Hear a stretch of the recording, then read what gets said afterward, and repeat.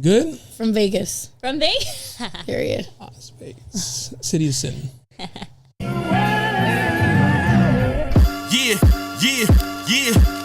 You looking for me, you can find me at the spot. Chopping it up with Jona, we talking about what's hot on the block. Up in Dago, man, we bumping. Keeping it confidential, you know this how we coming, we in front. Looking for that real, better tune in and stick by. Put on for the city every time that I dip by. Getting to that gritty every time that we sit down. Promise you it's real every time that I get round. Come on. Been in the field playing, we work. Welcome back, Barbershop Confidential, the podcast. Your boy Jona. And your girl Les, and we got Miss Dana June all the way from Vegas. Dana June. Period. So excited. Thank you for having me. Thank you for joining us. Welcome to our queen. humble Yes. studio. It's gorgeous. I've never seen anything Oh, as beautiful. I like Thanks that. for that. Thank you. No, it's funny. I think one of your podcasts, you were like, this side looks good. Oh, but yeah, like, yeah. look at that other side. So I'm very excited. I'm thankful I get You to see can the other side. too. Today It's pretty cool. It's cleaned up today. Yeah, it's kind of organized. You know, it's got its thing. It's a bunch of boo-boos. She's She's like, like, want to know. I know. This My wife. is the girly corner over here. She gets her side too. Yeah, I guess. We were actually, because we had stuff over here and I moved it to the closet. And she's like, oh, I get my corner back? I was like, you're lucky you get that. I almost threw out your vanity. Everything. All right, baby? No, give her. She deserves a little bit more. Because it's giving 95.5%. Okay. She gets something. Yeah. 5 is 5. A win is a win. A win is a win. Welcome to San Diego. You're from San Diego. Or were you born in San Diego? Yes, I was born in Encinitas, but I've been in Vegas since 2000. So since I was 4. Oh, Just said my age. So pretty much you're a Just Vegas imagine. girly. Yeah, it's pretty much a Vegas native, but my dad was out here when my mom split up. So I would spend summers out here. They would always meet at Barstow and like kid swap. So there he is. That's where the parent swap was. that's where the parents are. The McDonald's on Barstow. That's what's up. How was that growing up? Was that, you think it was difficult? I've never actually asked anybody this question. So I'm in therapy now, and So that's how it went. That's where we're at. so you tell me. So at the time, I didn't think anything of it, but as I'm in therapy, I'm learning like, oh, growing up in 2 different households, there's a different person I am in each household, different rules in different households, different Culture. Cultures and different responses. Like maybe I can make a mistake in one house and not make a mistake in one. Maybe I can eat out in one house and not eat out. Maybe there's chores in one. Not maybe there was. This is She how just it realized. was. Yeah, I was like, so I think it was okay. I liked having, my dad was very, he had like the calm life. I was saying like San Diego and Carlsbad, Oceanside, very, very calm.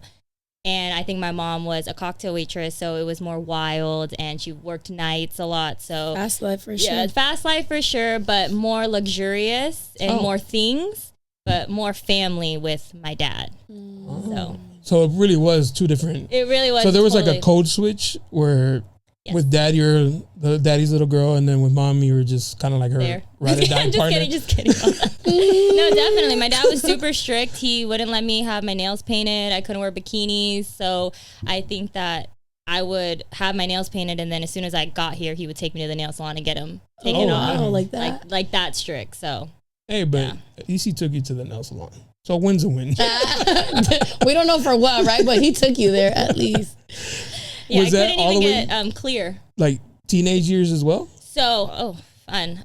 My dad went to prison when I was 12. So he was in my life. They broke up when I was 4. So from like 4 to 12, they would do like swaps. And then he went to prison. He did a 10-year bid. And so he's been out since 22. But I don't really have a relationship with him. Oh. At all? No, I'm super close with my dad's family. Like I visit them all the time. They're in Chicago. I'll be there April. But no, I don't have a conversation. In my therapy, I'm working towards getting there. Like reaching out? Yeah, reaching out. It's hard because I'm the kid. When you're the parent, it's like I didn't ask to be here. Right. I didn't ask I am your responsibility. Yeah, and it's like, why wouldn't you want a relationship with your daughter? So that's that. And if I do reach out, I know it's for me. It's hard because I know that when you go to prison, I've heard whatever you go in, you come out. So if you go in at 28, you're coming out at 28, no matter if you did 10 years, because your mentality. It gets paused. Got stuck there. Yeah. Dang. So, That's crazy. so 10 years is a very, very long time. He missed a lot. His dad passed, my grandpa passed, his brother passed, all while in jail. So I think it's a hard transition for him. And then for me, I'm so committed to evolving and therapy and stuff like that. So it's a different world. And it's hard trying to understand him because I can tell you're understanding, but it's also like, you got to stand up though. Yes. And you are the parent. Yes. So actually, he's super religious, ironically enough. Before or after? Always. He's always been super religious. I would do Bible studies growing up at his house and always go to church. I was baptized at his church.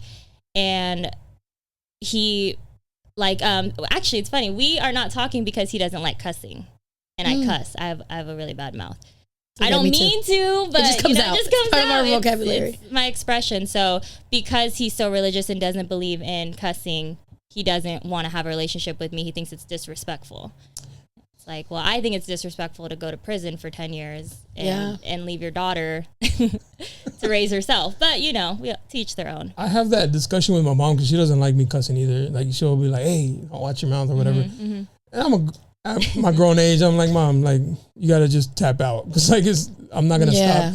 But I always, I'm a smart ass. So when she tells me that, like, oh, you know, God doesn't like it, I was like, these words didn't exist. He didn't know that they were bad words. I like that. So I'm just going to him, they're just, you know, they're new. We're all learning together. Yeah. And she'll be like, don't be a smart ass. But that's just, our language is like. Right. I just feel like what's worse, going to prison for 10 years or like a couple. Like, sorry, Dad, if you're watching. I was going to say it too, so I'm glad that you said it because I was going to. I got you, queen. He's all, at least my daughter didn't say it. Right. At least he still talks to you. Yeah. That's good. I'm just kidding. No, yeah. I'm like, no, he doesn't. Just kidding. No, I get it, but issues. I mean, it's the language you're around and the language you pick up, so. Yeah, I don't mean it in a disrespectful way. It's expression. I love it. And it's not that you're like expressing it at him or anything. Yeah, I'm not cussing at him. You know what's so funny? The camel that broke his back was LMFAO or LMAO. It wasn't even a cuss word. It was a text. It was an abbreviation. And he's like, what does that stand for? And I was like, losing my anxiety, okay? And he's like, I know what that means. Like, I don't let my employees talk to me like this. And I was like, okay. And then didn't speak since? We didn't speak since. And I was probably 22 years old. I'll be 30 in June.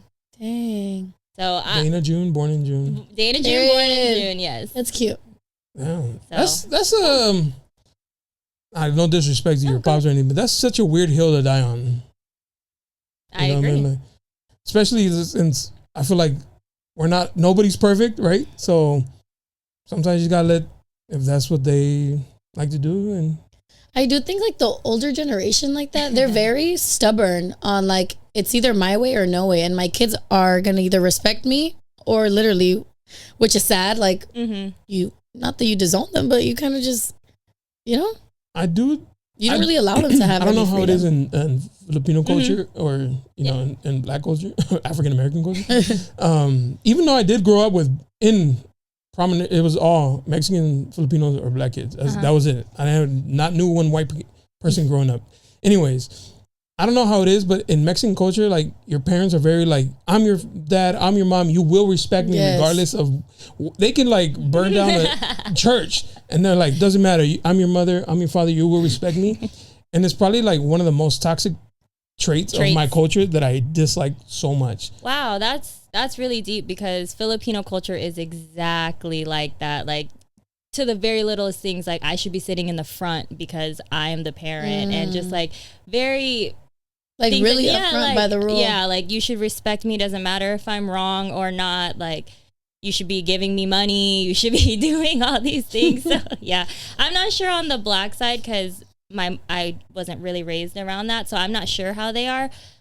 We do hold my grandma to a very high standard, and we like try not to like be disrespectful, but I don't think she does anything wrong. So she's perfect. But yeah, she's perfect. So the queen is perfect. Yeah, Filipino culture is definitely toxic in that sense too. Like I am the parent. I feel like as a parent, I've definitely been trying to change that. I was just about to ask you that. Sometimes because realistically, like we still want our kids to respect us, right? I'm not gonna let them like even the cussing. Sometimes, like, my kids are little, okay? So when they say a bad word, obviously I correct them, but I'm also kind of flexible because, like, sometimes you just want to get it out of your system. And my kids ask me for permission. Okay. And I think that's valid. So I'll let them just let it out. Like, they just want to, like, fuck, right? So whatever. And then they know when not to say it.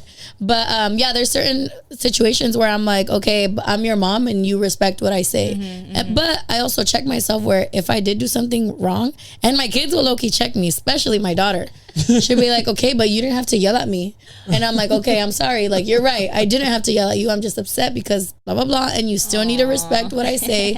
I'm sorry for raising my voice. So I think even that goes a long way, you know, absolutely. At least acknowledging, but I feel like we're the generation that is trying to break those curses and like trying to do gentle parenting, but like gentle parenting don't work sometimes. No, and you're like, it doesn't. It doesn't. over here right now. I think about that a lot. Like I have friends who have kids, and I see them trying to break these like curses, but for some reason I'm stuck in this like, well, you turned out great. I know. You like did we know? Hold on, let me. I'm in therapy. Not you. No, I'm playing. No. We're either. No, but it's like I'm talking to like they want to like change things, and it's like yeah, I get it. Like you want to parent your own way, you don't want to follow those, but you turned out so great, bro. Like I know. Why would you? I feel like why would you like low key diss how you were raised if you turned out so great? Like, don't you want to pass down those same traits to your kids? Wow. But I understand maybe like there's things I don't know, so they're just kind of like, well, I don't want to do this and that, but I see them for the people they are from my point of view, and I'm like, you came out, you're giving, you're kind-hearted, you're all these good qualities that obviously you learn being raised by your mom. Like, why wouldn't you want to pass those down too? Like, yeah. That's a really good perspective. I did not think about I think it comes from like deeper stuff though, which that's dope, right? Like, of course we want to pass down the good traits and whatnot, but our friends or like even me or whoever, we're not gonna, once we're at this grown, mature enough age, we're not gonna just reflect the negative parts, right? Like, I don't know. I won't walk around saying like, oh, my dad would verbally abuse me or like physically. I'm not saying me, but like in general, right? Right. Well, we're not really going to pass that down, but we have that engraved on us. Maybe just those things we wouldn't want to, you know what I'm saying? Yes. But I could be, I'm sorry. No, go ahead. Just got to get this out of my head. Go ahead. I get what you're saying, but I feel like even though some of those traits are reflected in the person and they'll show. That's part of the recipe. Somehow they'll show where it's like, oh, you know, they probably have some stuff they need to work through. What I'm thinking is like, bro, like overall, you're a good person. Like, keep those qualities. Like, your mom did an amazing job because you're not out here being a piece of shit. You're not out here like stealing. You're not out here robbing. You're not like on the street doing crack drugs. You're like a good citizen, a good person. Like, I feel like your mom did a good job. Like, yeah, those are qualities I think you should pass down and shit. I did see that. I was watching this interview of this lady who goes into like jail. And she has literally like a podcast with people like inmates with like murderers, bro, like some really big criminals. And a lot of it is like really rooted from childhood, but which is so sad, right? When we see the negative outcomes, but I'm only speaking like, I just like to give the opposite side for everyone who says that I never agree with Jonah. Literally. Fuck, I forgot what I was saying. Oh, there's people who like probably really didn't have a good childhood, but it was really up to them to like just figure it the fuck out and become a good person, which is dope. But I agree, even though we don't agree. Yeah, because it goes to like if you grew up with a dad who cheated, and then those guys grow up to cheat or never cheat, but it's like I was gonna say with alcohol, it's really up to you type shit. Yeah. It's almost, unfortunately, the heavier side of it is they do cheat because they saw that. And then there's the few that's like, I saw how you treated my mom. Like, I wouldn't want to do that. I wouldn't want to cause somebody I love that harm. What do you think is the flip? What do you think is the... So what I will say is struggle is necessary for a good person, like a good human, whatever you're trying to do. I think that the more privileged they are, the more... You say it. Fucked up they end up being, you know, like having both parents, you know, is a privilege, and not having to work at 12, 13, 14, 15, 16 is a privilege. So I have people in my family that maybe kind of grew up more privileged than I am. I grew up with my family right from them coming from the Philippines. So I got the apartments. I got, all of us living in one house. I think my cousins, they grow up with, we already own the house. They have both their parents. They're authorized user on credit cards. And it's like, no shade, but one of them is 23 and he doesn't have a license. That's crazy. So it's stuff like that. I can see that, yeah. So I think about, I don't blame the kids, of course. I'm looking at the parents, like, you should have instilled that, but you were too focused on giving them a better life that you didn't have. So like you maybe overcorrected and then they don't turn out as, good as you would hope they'd. So parenting is hard. You don't have any kids, Jonah? Yeah, me either. As a parent, there's definitely a fine line between what the fuck should I do and what shouldn't I do. Yeah. I'm not going to lie. And I battle that shit every day. And respect.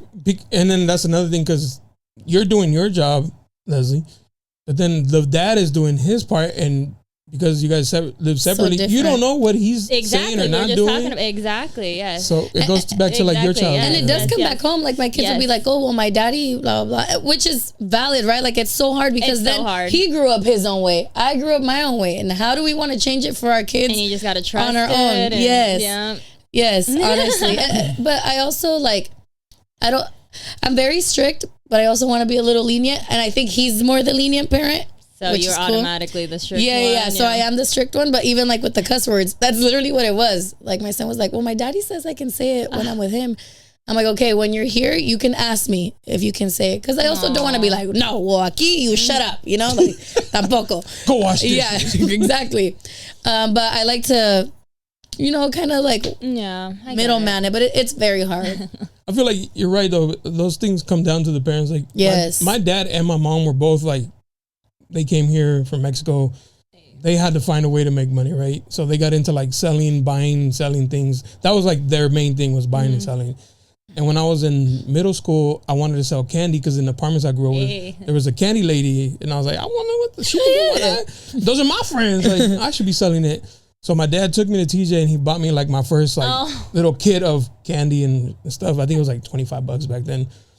And then when I saw that, he's like, you owe me $25. And I was like, nah, Pops, what you mean? I thought this was for me. I thought this was book fair money. But I vividly remember him telling me, he's like, that's how business works.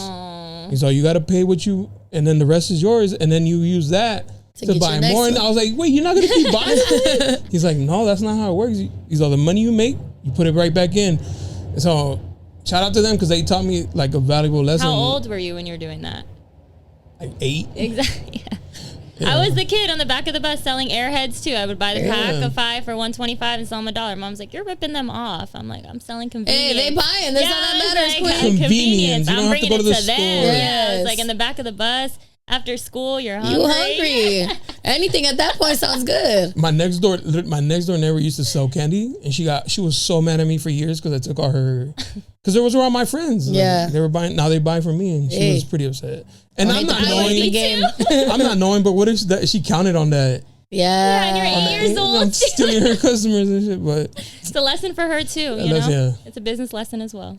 I think it's just so interesting how like everyone's upbringing is different and similar at the same time. How we all turn out to be different cultures too. Different cultures, but also kind of similar in some I feel like Filipino and Mexican. Yes. I mean, both by the Spanish, whatever. Yes, definitely. Even the language is like very similar. Like zapatos is shoes, cerrado is clothes. Cuchillo. No, it's close. Knife. How do you say knife? No, tenedor, cuchara. One of those.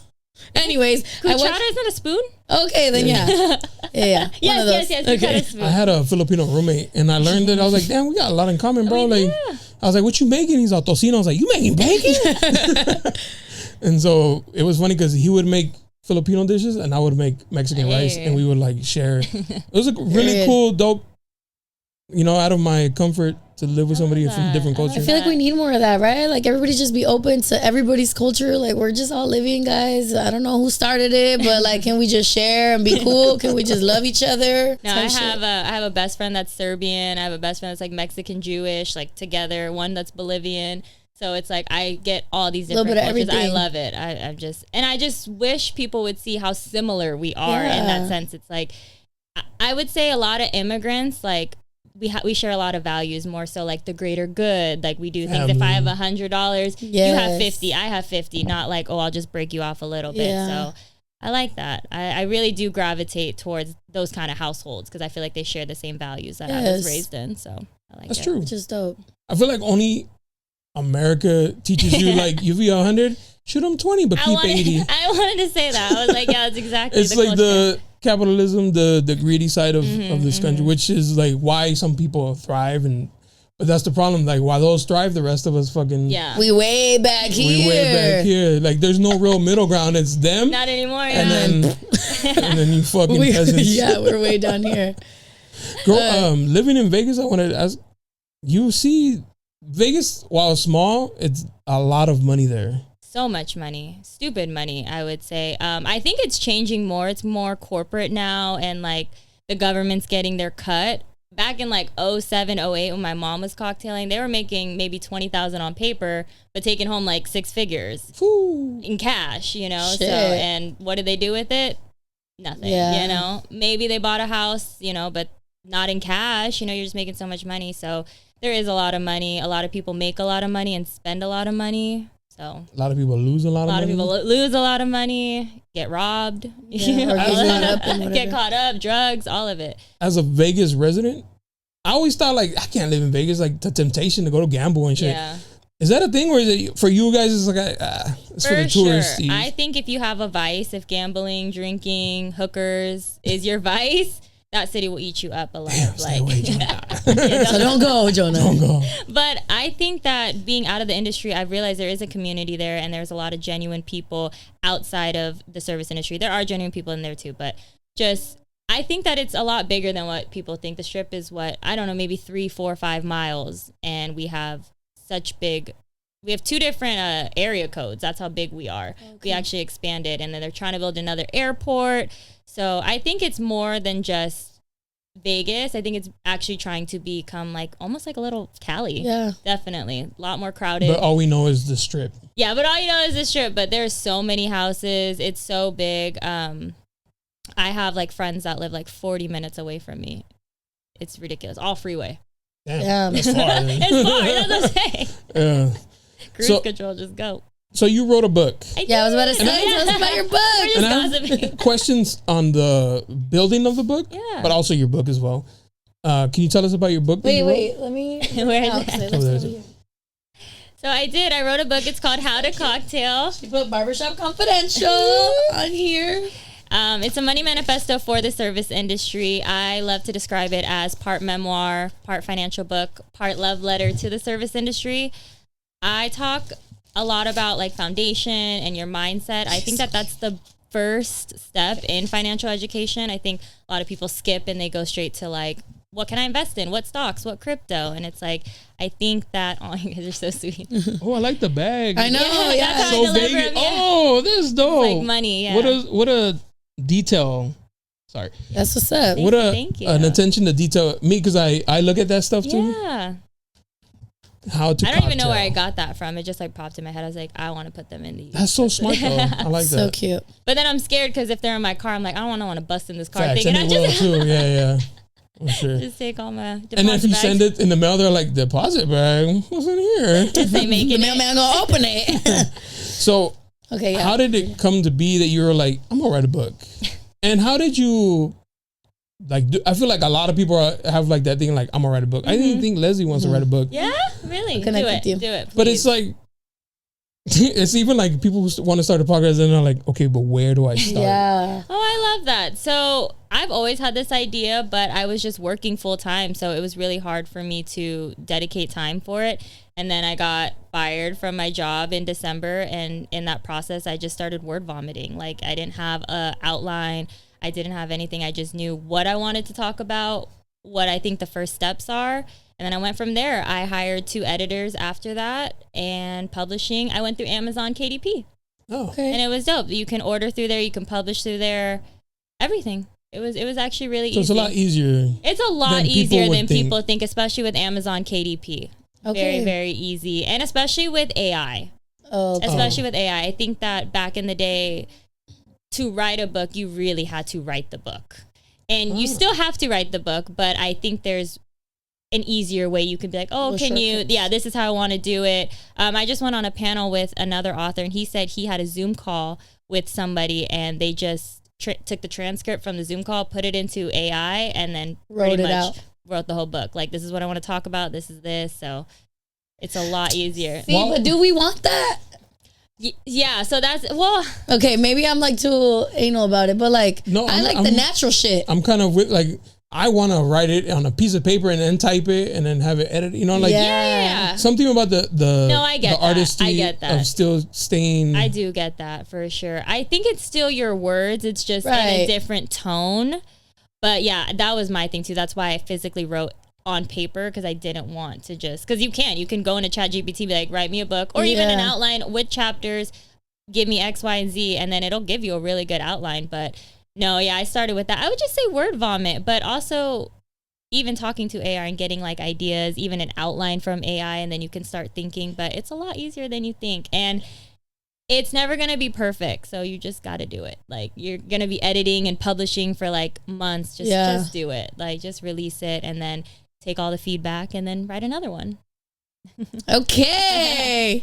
I needed that. Can I ask what it's about, or if not, it's okay? But I'll tell you. But okay. Ooh, I mean, it's we'll be right back. Interesting like that. But I know, right? Right here is where it drops. Right now, where I'm at, I've been learning a lot about myself. In a sense of like shit that I didn't remember that now it's like coming up. So I feel like this has been my therapy. I've not gone to therapy for real. Which I probably should. Talking about I was just about to say this is therapy, because that a lot of my realizations came from me just talking about it, and I'm like, what the fuck? Yes. Yes. And I just feel like the more I talk about it, the deeper I get into it. Like, wait, what the fuck? What did I go through? And just like coming out of it, or exactly what I went through, I guess, and where I'm at now and what I have done. And I don't know if when the end will be, right? Like how I want it to end and when I would want to finish it. But I don't know. I feel like I've always also expressed, like, I just like people to relate just to hear another real story. Something, their neighbor has gone through either similar or whatever. But yeah, really that. I love that. I just want to leave a statement when I die. Like, I just want to be remembered for. There you go. Yes, and it's passive income too. Like, you'll make money off of it forever. So that's another reason too. It's like, I'm big on financial literacy. Well, passive income, one way is a book. So that's good. I think you should do it. I used to want to write a book, and I had like a notebook of like ideas and thoughts, and I regret throwing it away, actually. Oh, what? Why'd you throw it? There was a lot of like personal in there that there just came a day, and I was like, I don't even want this. Nobody to come up. Yeah, I get that. I don't even want it to exist. The energy. So I ripped out a poem that I wrote about my dad because he passed, and I threw away the book. But to this day, I regret it. And back then, when I was going to college, I used to take psychology classes and philosophy just to learn, not because I cared about the major. It was just to like understand the mind. Like, why do we? It's so interesting, right? Why do we do the things we do? Why do we react? And I learned a lot through that. But I would take notes, and I'd want to write a book about mainly like this is gonna sound so dumb. No, like men and women, like the difference between. I love that. Men and women, and why. And I would have my homegirls. I'd put like a topic on there, and I'd be like, "Here, write your shit. Fill it up with whatever your thoughts are." And so they would get it, and I'd like review it, and then I'd give it to another friend, and she would do the same thing. I like that. And I do regret. Well, guess what? You got your live book right here. You're making a whole play.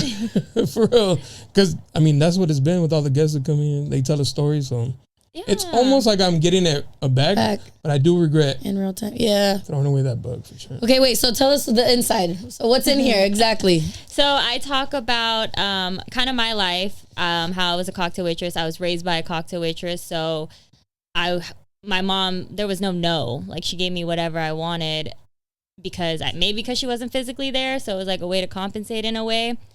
So I talk about that as well. I talk about budgeting, assigning every dollar you make. It has to have a job. If not, it's just going to be like a waste. And then also planning on your lower days, not just your average. Like, I average 200 a day. No, you need to go off like your slowest days, your 120, and budget off that. I put a little bit of definitions in there in the back, a little appendix. So stuff like that. I talk about tax strategy. In the service industry, taxes are a little wonky. Either the government has already a set amount that they're going to tax you, or you need to do it yourself. So you need to prove. Yeah. So I think that a lot of girls aren't thinking about that and don't realize that just because it's cash, it could still be taxed. Okay, I need this then. That's interesting because that's crazy. I feel like I say this all the time, but wow, look at God. I was just thinking about that. I'm so done with money. And like, I feel like, yes, I make a good amount of money, right? And I've been able to survive for myself, my 2 kids, whatever. But sometimes I'm like, what the fuck? Like, where am I even like putting it to use correctly? Because I have it saved, right? Which is great because I'm not throwing it away on dumb shit. I have fun. Don't get me wrong. My kids have fun. We're going to make it work. But I feel like I could be doing more with it. Kind of, right? Yeah, I mean, you're always going to feel like you should be doing more. I feel like no matter what. But I think, I mean, these are personal, but I would be like, do you have a will? Do you have life insurance? Is your money in a high yield savings account? Stuff like that. I mean, those are the things. But I think once you have that foundation, anything above is just extra, like don't be too hard on yourself. Or, I always will say, a lot of people don't even have savings. I'm already doing better than most and I'm already working towards something. So yeah, I beat myself up of those young years when I just blew off all that money. Oh my God, it could have been investing. I could have been a millionaire. But, you got to be proud of yourself. You are where you are. You are, and you are doing better than probably most, honestly. Like, to even have, 1, your kids being taken care of, and then 2, to have, a cushion. It sounds like you're very, like, well knowledge in this, so I'm going to ask you, because I just think, like the younger generation who go online and we're like, come with me and I'm going to show you how much I make in a day. And they're like saying in this, and like the paranoia in me is like, they're watching this. And so when you file your taxes, they're going to be like, but you showed us that you make this much a day. How are you only claiming this? Yeah. And then like my paranoia kicks in. It's like, now you're doing tax fraud. And now like the one thing the government don't play about is their taxes. Like, that sucks. I feel like a lot of people are scared to take advantage of the tax strategy because they're scared of Uncle Sam. I don't think it's as scary as it needs to be. Obviously, don't be dramatic about it. But, I mean, you're not going to really go to jail. You're just going to pay it back. If worst comes to worst, set up a payment plan and that's fine. But they're really not. Look, I don't think it's that serious. Yeah, I don't think it's that serious. I think they're more so looking for the people that are claiming like the kids and the big tax credits like that are getting big refunds back rather than not paying taxes in a sense.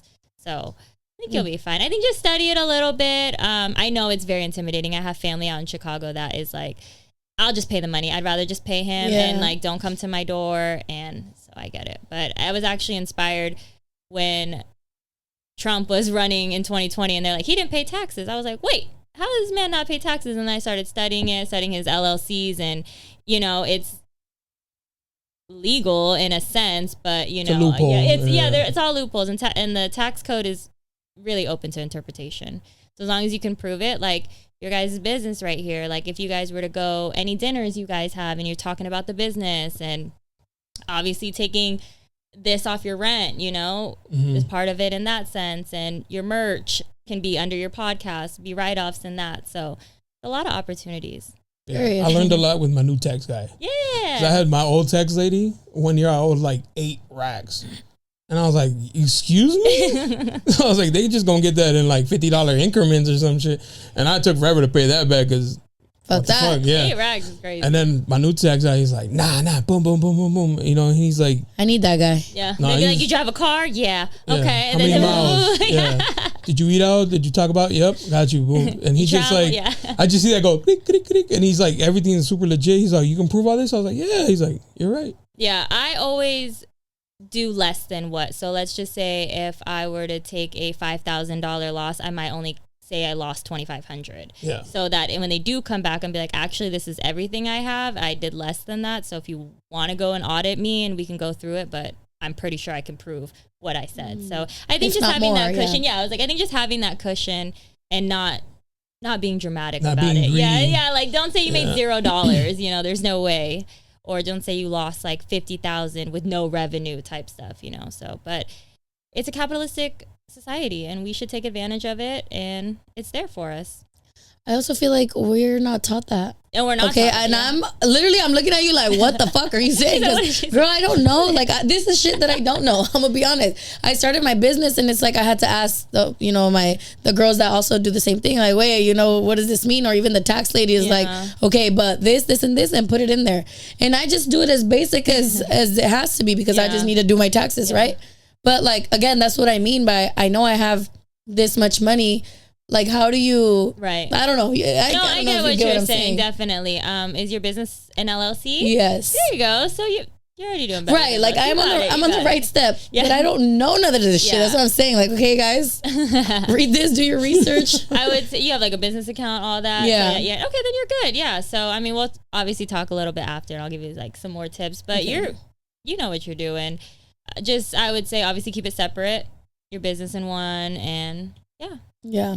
Mm-hmm. You got it, girl. I have a travel planning business that I've had since 2024, and my book is just doing business under it. So I didn't have to open a whole nother LLC. I'm able to do business under that. So now all these write-offs as well. This trip was a write-off, stuff like that. So I'll give a little tip for you guys. So I reached out to you guys. I was the one that reached out because I do have a best friend and family that live out here. I want to come to San Diego. 2 birds, one stone. Make it a write-off. Now it's a business trip. Oh, smart queen. I love her, guys. We'll say, just because they're watching, you have to do more business than leisure on the trip. And, I can't just, so. Business is business. Yes. Look at all these hours of chit chat. Yeah, we're talking business. And we're going to talk after. So, all of that. Yeah. And tomorrow, in case. Yeah. And the steak dinner tomorrow. Yeah. That was all business. The crab hoe we're having. Yeah. Okay. You did, bring up, and only because now I got curious. It was you about the family. What was the question? Taking shoes off. Taking the shoes off. Okay, guys, if you guys are watching, we did get a new rug. Pretty rug right here. And I was like, bro, I don't really want shoes on it because it's brand new, and let's try to protect. I was like, but there's a guest, we'll let it slide. But then the topic came up of what is the acceptable. I asked though, right? Yes. I asked. No, you walked in, you started taking them off, and I was like, oh no. I did take them off in the front. At the front. Yeah. I didn't even remember. In our lobby. So the question was, is it, or maybe not a question, the topic was, do you respect somebody's word when somebody's home rules? Yeah, when their home rule is to take off your shoes. I think as a guest? As a guest, mandatory, right? Like, it's your house. Like, go. I feel like if you're going to somebody's house, maybe if you just put that in your head, like, they might put on the fresh pair of socks, put on your shoes that don't smell. Yeah. Because that way you scrub in between the creases. Make sure you got the socks with no holes, just in case. And make sure you match socks. Yeah. Yeah. If you're a girl, we don't even care about that. I almost didn't match today, and I'm glad I did. But anyways, if you keep that in mind, you're like, just in case they ask me, I ain't trying to be the one with the funky ass feet. So, but what if you were like, oh, you keep your shoes on? I was like, no, I want to take my shoes off. Like, what about on the other side? Would that be weird? And you're like, well, this girl got her toes out. Like, I feel like it's a comfort thing, and I almost like welcome it. Like when she takes it, I'm like, good. I want you to feel comfortable, like you're at home. Like I want you to feel like. But not everybody has that. Right. So maybe it just depends. Like if it's your homegirl or whatever, or. What if your floor is dirty though, and like. Well, girl, you better mop the floor before you ask me to take these shoes off, because I got boundaries for these feet too. So I just bought my house actually in July. Hey, congrats. Thank you. And something I'm very big on, I don't want pets at my house. My mom has a dog. Sorry, Haley, but. Sorry, Haley. And I don't want shoes. Like, she's like, and I don't want shoes in my house. So I think to counter that, I want to get house slippers. I'm going to get disposable house slippers. So, they don't have to like the raw dog it or the petty ones. Like the petty ones, something or the hotel ones or something, those cheap ones. So I know somebody who gives people socks. So like if they don't have socks, like that's a good one actually. You know, like and then you can discard them or keep them. I have booties. Give me a pedicure when I come in, please. Right? Like, I don't want give me the full service. We walk in and then there's somebody. And I'm just like, How is your weed? Please. Get the ingrown. Thank you. You're right. That ingrown's been killing me. Thank you. Oh yeah.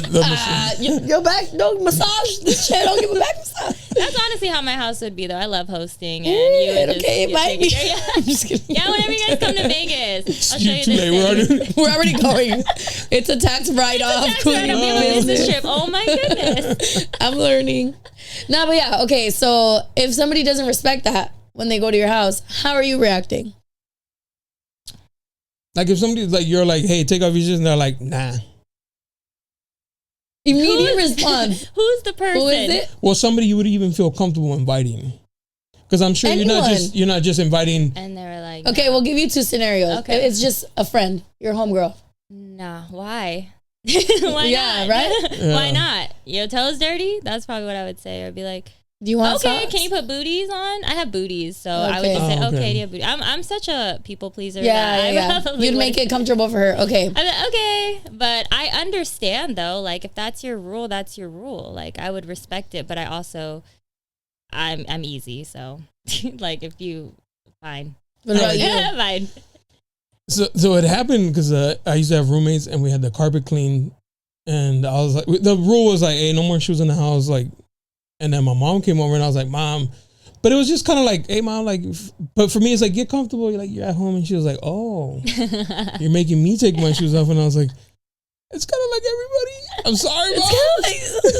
Yeah, it was like a really awkward, but also culture. Like, it goes back to like, we have to respect them. It's their way, even if it's not their home. But it was tough, but yeah. And so did your mom take her shoes off? She did, but she never let me hear the end of it. Okay. Yeah. But did she come over again? No. I was just about to ask. I haven't seen her since. Yeah, she never came over again. 4 years. No. I don't know. I am a people pleaser too. And I feel like maybe after a while, like once you know more, your family starts coming over, bitch, I'm not going to get everyone to take their shoes off. And yeah, well, you know, maybe they got the bunions. You're right. Their feet might stink. And I'd rather their shoes than their ongo on my not floor. Their shoes though. Like, I know. Shoes are so dirty. Very dirty. But it's hard. Such a tricky, put you in a tough, unless you set an expectation off the rip, like, hey guys, like, so like for instance, I have this one. I say it so much that people just know not to ask me. I say, don't ask me to help you move because I'm going to say no. I don't like helping people move so much that even my closest friends are like, well, I know I can't ask you. But I've never told them we love I won't help you. Boundaries, yes. But I feel like if you say that, like, oh, if you just like in random conversation, like, oh, I don't like having my shoes in the house, they'll be like, oh, fuck. The first thing you say, hi, my name is Leslie. I don't like having shoes in my house. I just realized my Wi-Fi is no shoes in my house. Oh, period. Well, that's a good way. I won't say the password, but the password is like referencing that too. Or else. I was like, oh my goodness, I really don't want shoes in my house. So yeah. Period. That's good though. Yeah, I like that. So like, you should just tell them, hop on my Wi-Fi. Which one is it? No shoes in my house. They're like, oh, before you come in, hop on the Wi-Fi. You want real the quick. Wi-Fi? Yeah, no shoes in my house. Like, that is the first thing people ask for. Yeah. I offer it. I just want everybody to feel like, you know, like I just cuddle here. It's a sleepover. Woo! Water sparkling. Condom, anything. I'm not a regular mom. I'm a cool mom. That's what that was giving. Oh, you're funny for that. I'd rather you do it here than out of You want to in the car. Oh, man. That's crazy. Having a cocktail waitress mom, did she put you on game? Like, yes. Another question I have now that I love that. No, I would say my mom put me on game. The thing is, my cocktail waitresses usually get cashed out a lot. I will say no. I will say they get cashed out a lot. Oh, we really have the same. But like they'll get $50,000 tips, $10,000 tips. Like, yeah, it's she's like, bitch, I make like $3 at the fucking Chula Vista. I moved to Vegas. Fuck. So they do, and my mom never got that. So she instilled at a very young age to work hard, and that this was a good job. I think because she had like that immigrant lifestyle. It's like we're making so much money. She was sending money back home, paid for her brother to go to school. So she did put me on game on that as far as like you should do this, and then like what to expect and how to be in that situation, and also not to like be bought in a sense. Yeah. That was actually my next question because Vegas is known for Sin City, prostitution, escorts. Or like you can be at a bar and the girl that doesn't look like one is an escort. Yeah. And they'll approach you and you're like, oh, little baddie hit on me? I got game like that? No. She pulls out the little tab. The phone, they're like. She's all tap here. Guys, I'm so innocent. Explain. What do you mean? Oh. What's this? What is she bringing out? I love this. Like the card reader you have at the bar. Okay. And then what is she doing though? Charging you for sex. So, in Vegas. So, yes, it's not legal. Charging you for sex. But they find different. You can go to any bar, hotel bar. Any bar. And there'll be baddies there. And you're like, why are these baddies just chilling Buy here? yourself one or two. That's the first red flag. Yeah. And then they see you and they'll approach you like, hey. The girl. Yeah, the girl approach you. Second red flag. Ain't no baddie gonna go up to you. Yeah.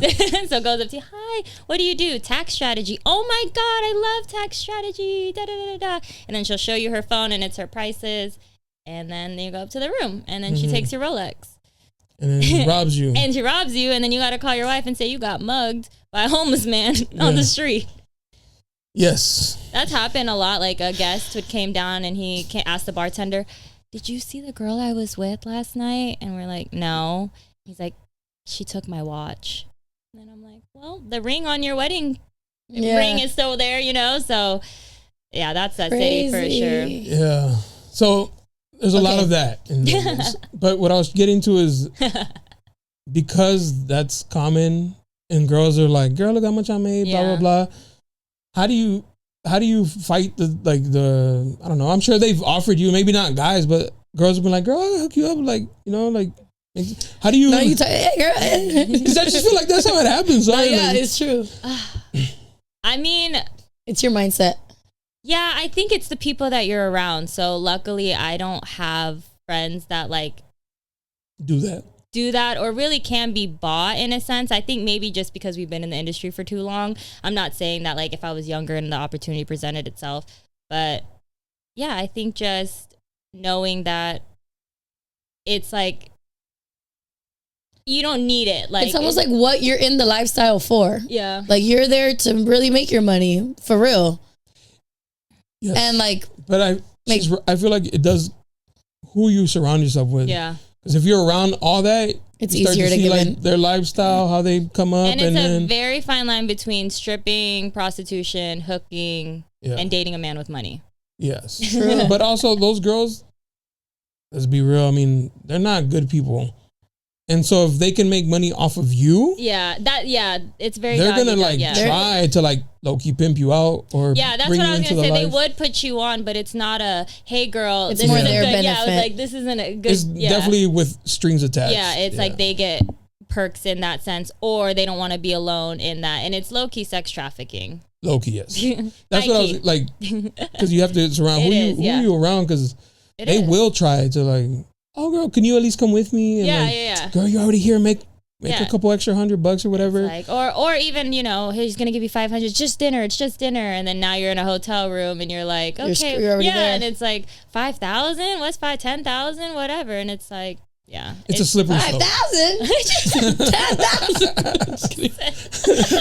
What you want? Start with the socks. That's 1,000 right there. Out of nowhere, she has a menu. You get these toes. What would you like for me to take off? I found my business, guys. Period. I feel like that's the scary part of, especially for women to go out there, because they might go with like one idea of like, I'm just gonna go make some quick money and then come home, and then now they're in 5 years later Dubai. they're like. Like fucking strung out on drugs or something. You know what I mean? It's scary. It is. It's so sad. It is very young too. So yeah, I think that's a dream that people have in Vegas, like to find a sugar daddy or to find someone that's going to take care of your bills. Like I think people only really do these jobs to find that person. They're not really trying to make the money and get out of it, hustle. So that's one thing I've noticed. You really got to surround yourself with people that know that there's more than cocktailing or the industry, or have bigger goals, want to retire. Moms even, you know, usually the moms kind of got it together, but sometimes no. If they're like, you know, a single mom out there hustling, and you know, it happens. So it is hard. It's a tough city. My boys went out there and we met a stripper, Emily. Rest in peace, Emily. She was so cool. Rest in peace, the stripper. Yes, I'm gonna get to that. Queen. She was so dope. Like I saw her and I was like, that day they met. I was like, that one right there is perfect for my boy. she was like, nah, you don't have to give me no money. Like, you guys just seem like cool people. And we were just chilling with her. Like, right. Oh, hell no. She was just like a homie at that point, but in as a stripper, her titties out. Yeah. And we were just having a good time, and she was just blah blah. She followed us on Instagram, and then one day her roommate put that she died, and then we were like, what the fuck happened? Somebody flew her to New York, and they drugged her. No. Yeah. And it's sad because it's like, bro, she was so cool, bro. Rest in peace. That's so why she really was cool. It wasn't a red flag. No, she was like, a homie. She's like, nah, don't tip the girls. Like, she was like, nah, it's cool. I'm having a good time with you guys. And rest in peace. But she's in that world, and they flew her out, and something, That's crazy. I just heard a story today about a cocktail waitress getting flown out to Dubai, and she came back and she was beat up. It's because they into some kiki shit out there. Because it's not like that. Picture on the camera is not always worth it. It's not, and it's like, or the $10,000 or the $1,000, like it's really not worth it. I get it; it's a lot of money, but you can make that, especially in the industry. You can make it without selling anything, your morals, anything. All I did was grind for 10 years, and that's really it. I bought my house, I bought my car, I put myself through 2 degrees, paid for it out of pocket. That's my mission. Yeah. So it's very possible to do it without a man. Without cutting corners. Without cutting corners. But yeah, it's definitely just like hustling. Like, I think there's so much. That goes down to like the mindset too. Yeah. Luckily, you did have a mom who was in that world already, so she can tell you like the red flags to look for and stuff like that. So my mom is a hustler too, like from the Philippines. It's like obviously third world developing country. So you got to get it how you can. She was selling ice, I think freezing water and just selling it. So I think I've always had that hustle mentality from her, and just know that like work hard, you'll get results. Yeah. I think me too. I got that from my mom a lot, but I think what I try to do different is she left me a lot. I know she meant no harm. That's all she could do. Like, I grew up with all my aunts, my cousins, like I was always back and forth, right? So now with my kids, I feel like I find a lot of pride in the fact that I have my own business and can make my own schedule, because whatever my kids need, like I'm showing up. Mm-hmm. Yeah. And I'm blocking, canceling, whatever it is. And I'm going to be there. I love that. Front row. Yeah. That's good. See, that's a good thing. Yeah. You break, and then you have like the ability to do it. So yeah, that's really cool. Yeah. It's a blessing. That's why I always encourage people, like, bro, start your own shit, or even, whatever job it is, make it flexible for your kids. Cause it's very important. I mean, don't get me wrong. I know it's easier said than done. There's moms who you got to figure it out. You don't have a choice, but work for it. Entrepreneurship really isn't for everyone. Yeah. I like stress that too. But my book, I talk about, you don't have to be like a miserable employee, like I was fine being cocktail with just grinding it out. But yeah, you have to prioritize what's important. Like, I put work above all for a very long time, and I missed a lot of birthdays. I missed Christmases. I missed Thanksgivings. And if I could go back, I probably wouldn't change it, because I am very happy with how I am. But I understand that, like, I chose work over family. I've always had, like, maybe because I'm a Libra, but like balance in life. Always like, whether it be work-life balance. Must be nice. But I feel like everybody should have a hobby. Oh, yes. You can make money off the hobby, or just do it but don't let work be your only thing, because then that shit gets drains you, and then you get off work, and then now you have nothing else to do but think about how miserable your work life is. And the next day you think about why you want to call out. Yeah. But if you have something, the in between of off work to work, something there that you love to do and enjoy doing, do it, and it will be like the biggest distraction, and you won't feel so, because then you'll have something to look for after work, like, I can't wait because I'm gonna go and do this. Or even if it's like a 30-minute something, like look for it, bro. Dig deeper. I feel like there's a lot of people who will be like, I just haven't figured out what I'm good at, or like, I'm not good at anything. There's nothing that I like, but like, just start trying shit. Everything. Random shit. Pretty much born just talking. Yeah, I listened to a podcast. I was like, I could probably do that. Let me go buy this shit. Just try. Now here we are. Yeah, and you'll just never know. You never know. Start talking to people. Start asking shit. Hey, can I come through? Yeah, pull up. Do this. What's your idea? Discover a lot about yourself too. Yes. Like you said, you're going through, like, this is your therapy. Yeah, and I also will say, I don't think the gym is a hobby. No. I don't. When we're talking about find a hobby, find something other than the gym, because I think I agree. The gym is like more motivating and is more for health and stuff. That's like almost necessary in a sense. Mm-hmm. Like, you don't like get, it's a therapy that you kind of need. Yeah, it's a not different like type of like self-care. full outlet. Yeah. It's also very, very anti, like for the mental health, I think. Because, for instance, I go in the mornings, but the days I don't go, I'm beating myself up about it. Like, fucking fat ass, why didn't you go to the fucking gym? Now, like, now I noticed I don't drink enough, the same amount of water when you don't go. When I don't go, so then I'm not drinking, then I feel like tiny, my calves are tiny or whatever. Like, all these things, and I'm like, you should have just fucking gone. Yeah, I think health-wise, yes, that makes sense. I feel like the hobby is like bringing out your creativeness, right? Like that side. Yeah, the creativeness and the little kid. Yeah, you got to feel that. Obviously, you got to feel the body. You got to feel the bank account. You got to feel the kids. And fucking have fun, guys. Yeah, I was like, have fun. Do weird shit. Do weird shit. Do weird shit. Like, whatever you want to do. I bowl. I'm a bowler. Oh, man. See, like shit like that. That's got like your different. own bowling shoes too? Yeah, bowling shoes, bowling ball. Okay. Is it in my car? She said, I got trophies and shit. She's like, what's up? You Like, trying to You trying to bowl or run the what? game? Or what? It's usually in my car. I might have my sign, but usually it's in my car. I'm ready. She's like the dudes who have basketball shorts on, just in case a Just pickup in game. case. Something pops up. Podcast at 8. Lane Bowling at 9. For real. She's like, I heard there's a Brunswick out here. I got it. Yeah, do whatever you want to do. Try it. Might sound weird, might sound funky, but like you're having fun. I don't know if you saw. I bought my son a Batman bed. It's literally a car. It's like the Batmobile, right? But I was trying to get rid of it because he wanted bunk beds. So I put it up for free, and my homie, he's probably like 30 something, bro. He's like, damn, if I had another kid, I would have hella taken that, right? I was like, bro, just take it for yourself. Like, what? Just you like live your childhood dream. Yeah, free will. And then he was like, like that does sound kind of interesting. Cause who gives a fuck? Who gives It's a here fuck? in your house. Like, I love that actually. But okay, but you bring a baddie, you got a Batmobile. You fucking on the Batmobile. You Hey, ain't she never fucks gonna with forget cars. it. You're never That's what gonna I'm forget saying, it. bro. I would, okay, not like that, but like I would be like, bro, this Take you back shots in the back. sick ass memory in the Batmobile. No, I love that. Just You're right. random shit. Like those are sick ass memories. It just got to be different. Yeah, for sure. So do it.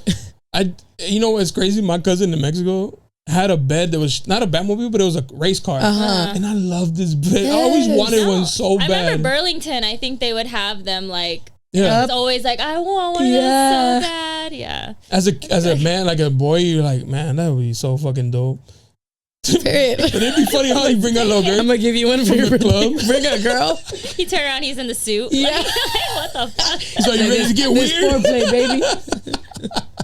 Your cat Check out my woman. bat cave. Let me see your cave. Open your legs. Back comes out. I know. Oh my goodness. Oh man, but yeah, Free guys, will, we free just gotta will. start. Fun. Yeah, having fucking free will and doing whatever you want to do with that free will. You said your best friend lives out here? Yes, my best friend. She just had a baby. Oh, Yeah, congratulations. her man and her live out here. That's dope. Been fun. She's been thankful to get the whole year off on Oh maternity. hell yeah! So yeah, it's just been. Are you in a relationship? I am in a relationship. congratulations. Yes, And for he's years or actually new? a barber. Oh, shout out! Yeah. Kind But of, Red guys. flag. I'm not a huge Red fan flag. of those. Sorry, but I'm sure yours is great. I'm sure that in Vegas the rules Yeah, are different. No, From that they're freeway not. that way. Mine's great, but no, I know the stigma behind barbers, and I probably wouldn't date like a typical barber, definitely. But no, not Did yours. you know he was a barber from the jump? Yes, it's in his Instagram name. So. It's June's That is- boyfriend barber. Dana June's boyfriend Barber Dana June's boyfriend. Yes, Which valid, because let these hoes know who the fuck is taking up the space in here and shit. No, I actually don't post him on social media. Like, Period, queen. Woo! Why you gotta do my king like that? Hell yeah. I love her. I'm gonna start hanging out with her more often. I'm gonna text you, girl, I need tips. What should I do? Of course. Well, I just think the healthiest relationships aren't like on social media. I agree. And a lot of my following are male. I understand that. So, they don't want to see it anyway. So they're going to like just. And you'll get more money if Yeah. You gotta sneak him into like a carousel, but like the 8th picture out of 20. And just like a little bit. It's like just his hand. They're like, what's his foot, but he's like sitting on the other table. But yeah, I always say I have a boyfriend. I never like hide it. And at most of my events, he's there. He's usually my photographer. Oh, Because he nice. has a Android. And those cameras, man. Yeah, they're Yeah, good. they're good. Not enough to switch, but they're good. Okay. Yeah, thank you. yeah, we're like, Those green bubbles Hello. annoying Right, me. they're not enough to switch, but can you take a photo? nice. Send it to How me. long have you guys been together? I would say maybe. I would say. She's like, I don't know. 48 hours. 10 years, but nothing serious. We started talking and started dating maybe. You know what? Never mind. November 15th. That's our date. Oh, okay. I'm gonna just make one up. He's listening. He's like, let's hope he agrees. Oh no, November 15th. Because we don't remember shit like that. We were like talking for maybe 6 months before that, and then he like officially made it. I was like, kind of. Did he do like all out like flowers and rose petals? No, he didn't. Would you have wanted that? Maybe not like rose petals, but like maybe a sweet gesture, a dinner or something.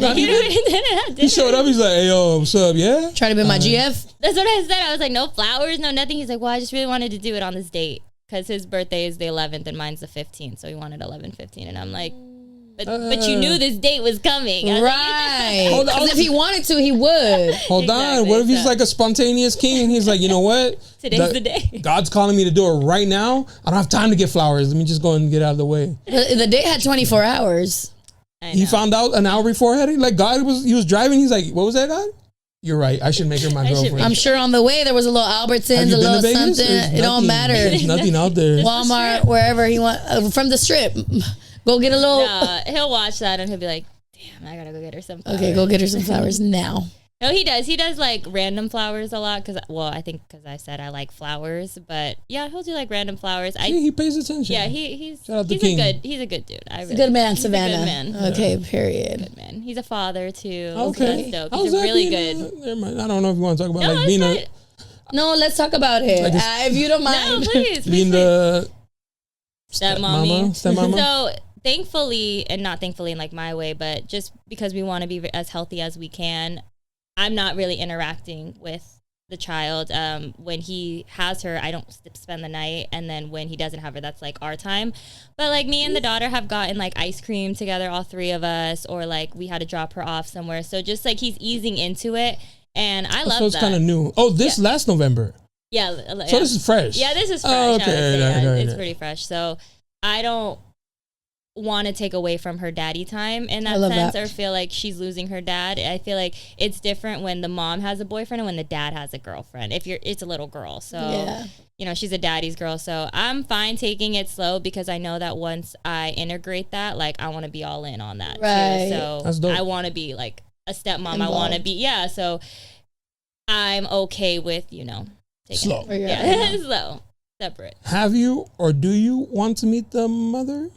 I'm open to meeting the mother, of course, but I don't think it was necessary for her. Oh. I have met her. My man ran a marathon and she was like there, so like we kind of met in passing, but no, I mean, dab her up like, what's up, homie? Eskimo sisters. Yeah, I was like, yo, what's up, twin? Hey. Only because I asked this thinking the same thing. question. Is she cute? Gorgeous. Oh, hey, my man got her. Gorgeous. I saw her. I was like, I'm not your first bad bitch. Hey, but shout out to King. That's to him. Yeah, I had to know that the baby's so cute, so I was like, well, it's got to be two good-looking parents, man. See, I love that. I love when a queen can be considerate and honest and just like mature. I think we love that. He's just a good dad, so it's very hard to like cause problems or like try to hinder him from seeing his daughter. So it's like for the greater good. I also tell him, I was like, you're lucky I'm on a book tour, so I probably am not so consumed in the relationship. It's like very healthy that I have my own identity as well. That's very important. I wish I could like stick that in people's heads. Like you were somebody before you met that person. You guys are supposed to like come together and be stronger, not become like one. Synergize, but not like be toxic and become one. You're supposed to become like 11, not one. So Yes. Because I'm big on that. Like I don't know. I always have these things where like, bro, you shouldn't switch up from who you were because that's who they like. That's who they fell for. Like that's who they saw and they're like, man, I like how he's living and she's living. I like that. Don't quit that. Especially in our age right now where we're still growing up and figuring it out, guys. Like we still got to figure out our careers, what we're doing. We're barely navigating. So give me my space and I'm going to give you yours. I help you. You help me. It's for the kids. Yeah. It's all for the kids. So. Oh, even if no kids, like just in general. Yeah. Yeah. And talk about losing your identity. So you were talking about, do you have like issues in your sense? She picked that up? You got that, queen? Is it what? In a long story short. Yeah, hold on, just do the. We'll be right back. We'll be right back. Long story short. Yeah, I was just trying to be logical. I'm big on like a year, 6 months, a year before you even meet the kids. Bro, like, I'm big on that too, especially as a parent. It's so like ingrained in their brains, everyone that they meet and what the relationship is. And it's like, I did grow up and my mom did date a lot of men and I saw that, you know, so I think that me like being able to move on and cut off people when they're not doing what they need to do, I saw that growing up. So my mom just always got, you know, another person, a better person, someone with more power or something. So yeah, definitely. You got to be careful about it. It's very tricky. It's tricky, yeah. Real quick, let's rewire. I wanted to go back to you starting therapy. Oh, yes. How did that come about for you?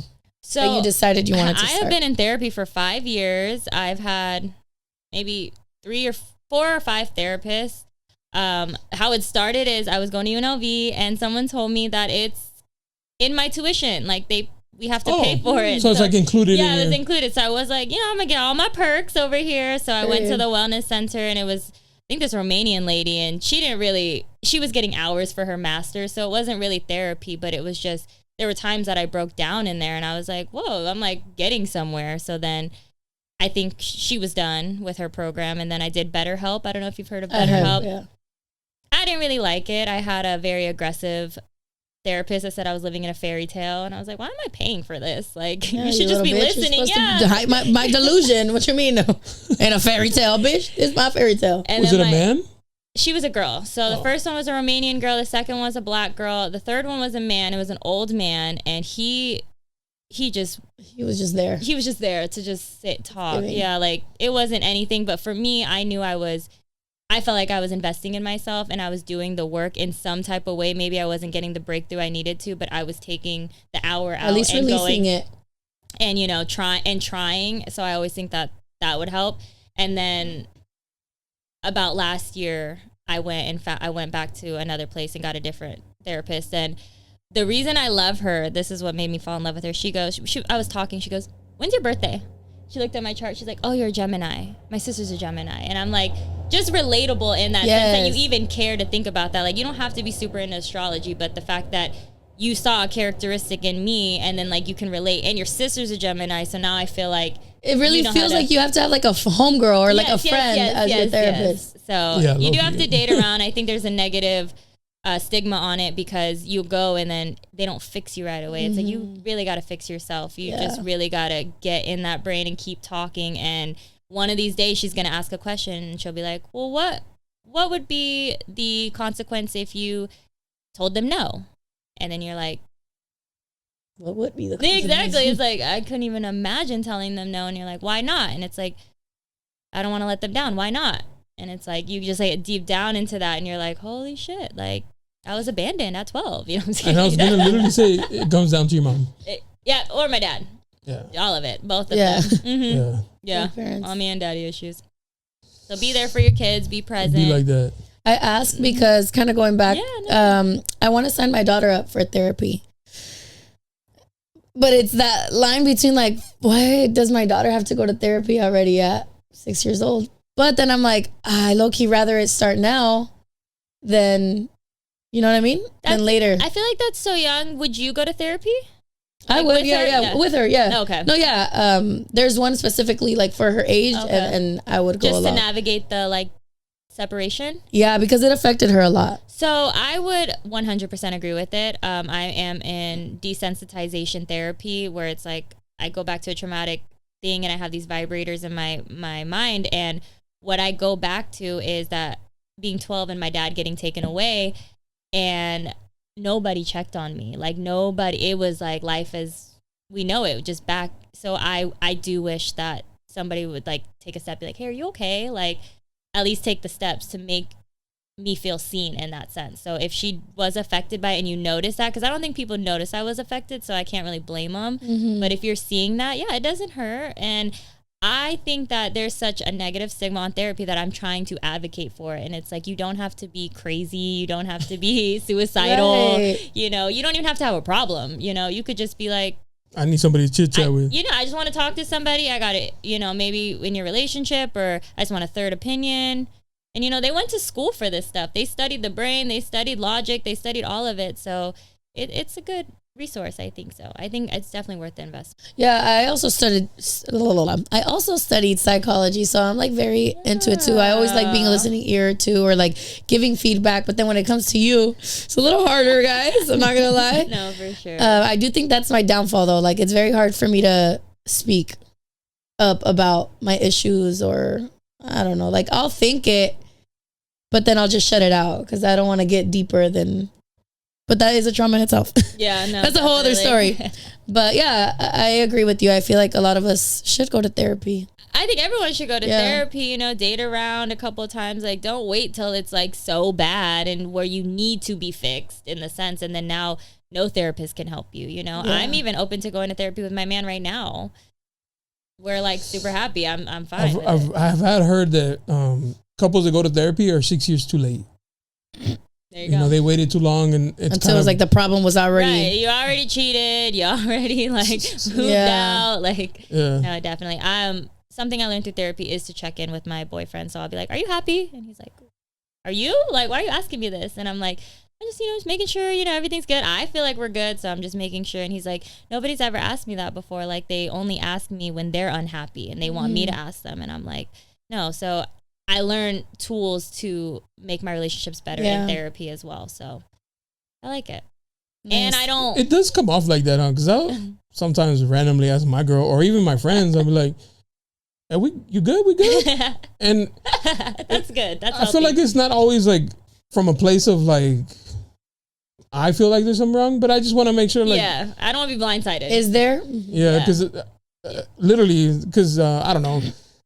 I'm one to pick up on the energy shift or something, and I'm like, let me just ask, like, we good? And sometimes they're receptive to yes, or they'll be like, everything's Gucci, and then, but I'm always one to be like, hey, you good? I just need to checking the temperature because I guess I'm opening up if they want to tell me. If they don't want to, it's valid too. But I just want you to know, like, if you do, I'm here. Yeah. Like me asking you, it means like if you want to share, you can. Aww. So. Everyone just be nice. Yeah, be nice. Spread love. Like, it's such an easy recipe. Literally, yeah. Yeah, for real. But it's hard. Traumas. Trust issues. Yeah, it's traumas. That's the only thing. Is like traumas. And at very young ages, we were Are you an only child? I am an only child. Okay. Yeah. I feel like that explains a lot, too. yeah, it does. Well, I just not once heard her like anything about her siblings or having Yeah. My dad has kids on his side. Like, so I have like half brothers. I mean, we don't really do that half stuff, but yeah, I just didn't grow up with them. So I grew up with my mom and just me and her. So that I say I'm an only child, but I technically have siblings. You feel like you grew up very independent? Yeah, definitely. Doing your own stuff. Mm-hmm. Was it hard getting into a relationship? And I mean, I don't know how you guys function, right? But like, I'm sure you had a lot of masculine energy. Yeah, I definitely do. So I had to like trust myself and like be more submissive in that and know that I have to trust him even though I don't agree with half the shit that he says. Like, I don't understand. Yeah. and It'd be like that. I was like, yeah, that sounds great. I can't wait. Tell me more or whatever. So it's a process. We're trying. Period. No, yeah, that's exactly how I feel because I feel like I'm so masculine that like I kind of feel sorry for whoever is next or even tries because it's hard for me to Somebody will. No, I'm sure. They will bring it out of you. I'm sure, and I hope. I'm praying for that day. I really do hope. But it's hard to think of, I have to trust somebody else to like even just be dependent a little bit. We went to Chicago and I was like, babe, I'm just going to order all the Ubers and you send me the money because I don't want to put that responsibility in your hand. It's cold. I'm like, if you're like, oh, it says 2 minutes, I need that control. Yeah. I need to be in control. Like that shit got to be there. Or where he's like ordering it for you. Yeah. I was like, I want to order and you just like reimburse me because I don't want to be looking for this. And she sends an itemized expense report. And and then I write it off too. So Period. She's like, I got it. just kidding. Allegedly. You pay me, but I'm gonna write it off over here. No, it'd be like business. that. You gotta work your way through. Mm-hmm. Not for the business. The society. It's not us. Capitalists. Yeah. Capitalism. It's not us. It's not us. No. They made us. You can bypass that. Just tell him to put his card on your Lyft or Uber app, and then he doesn't have to send you. No, nothing. I mean like me and him were in Chicago. Oh, and together. Together. I and I was like, it's cold, it's snowing. Like, I don't trust you. And I also don't really want to be in a small car. Yeah.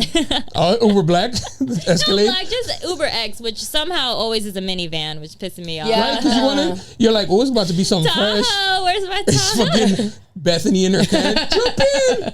I'm your Uber driver. You're all trying to open it, Yeah, and it's she's like- like, wait a minute. Yeah. She's just shaking a little. It'd be like that because sometimes me and the boys will get an Uber and there's a minivan. We're like, you can't pull up in front of the hus with At least this. hit the windows. Fuck. They're like, where would you like? A block away. We'll walk. Right. It's fine. Never mind, actually. Fuck. I'm not gonna lie, guys. I feel like I don't pay attention to stuff like that. Like I'll if you want to pick me up in a horse, I'm down. I'll show up to the club in a horse, and your buggy that's fucked up. The window don't even roll up. Whatever, Oh, we Lord.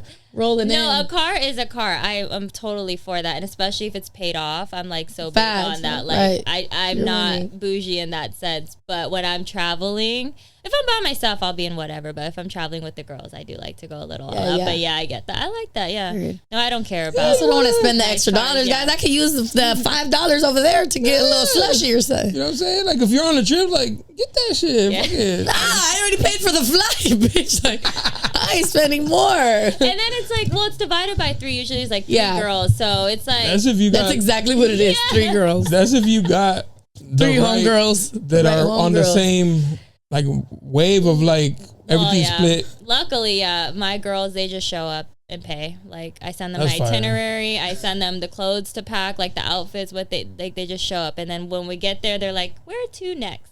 Ooh, this Oh, looks because nice. you do that, right? I'm going to Chicago next weekend. Sure, I'll send you like the places. Oh yeah. Yeah, I need that.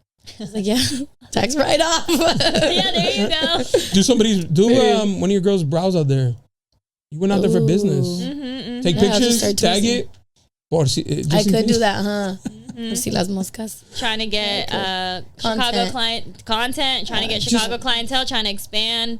Looking at Wear the properties. shirt. Wear one of our shirts out there and take a It's picture. Oh yeah, there Photo you go. shoot. Boom. Boom. Expense. All right, I'm learning. Expense. Whole trip. Period. paid. The whole trip paid off for the homegirls too. Fuck. Yeah, that's crazy. You did want to ask us about. Oh yeah. So I asked your dynamic if you guys considered yourselves best friends, and you guys said family, and I love that. Because we argue like that. No, deadass. We are siblings. Do you think men and women can be friends? Yeah, Yes. but they have to be. Ugly.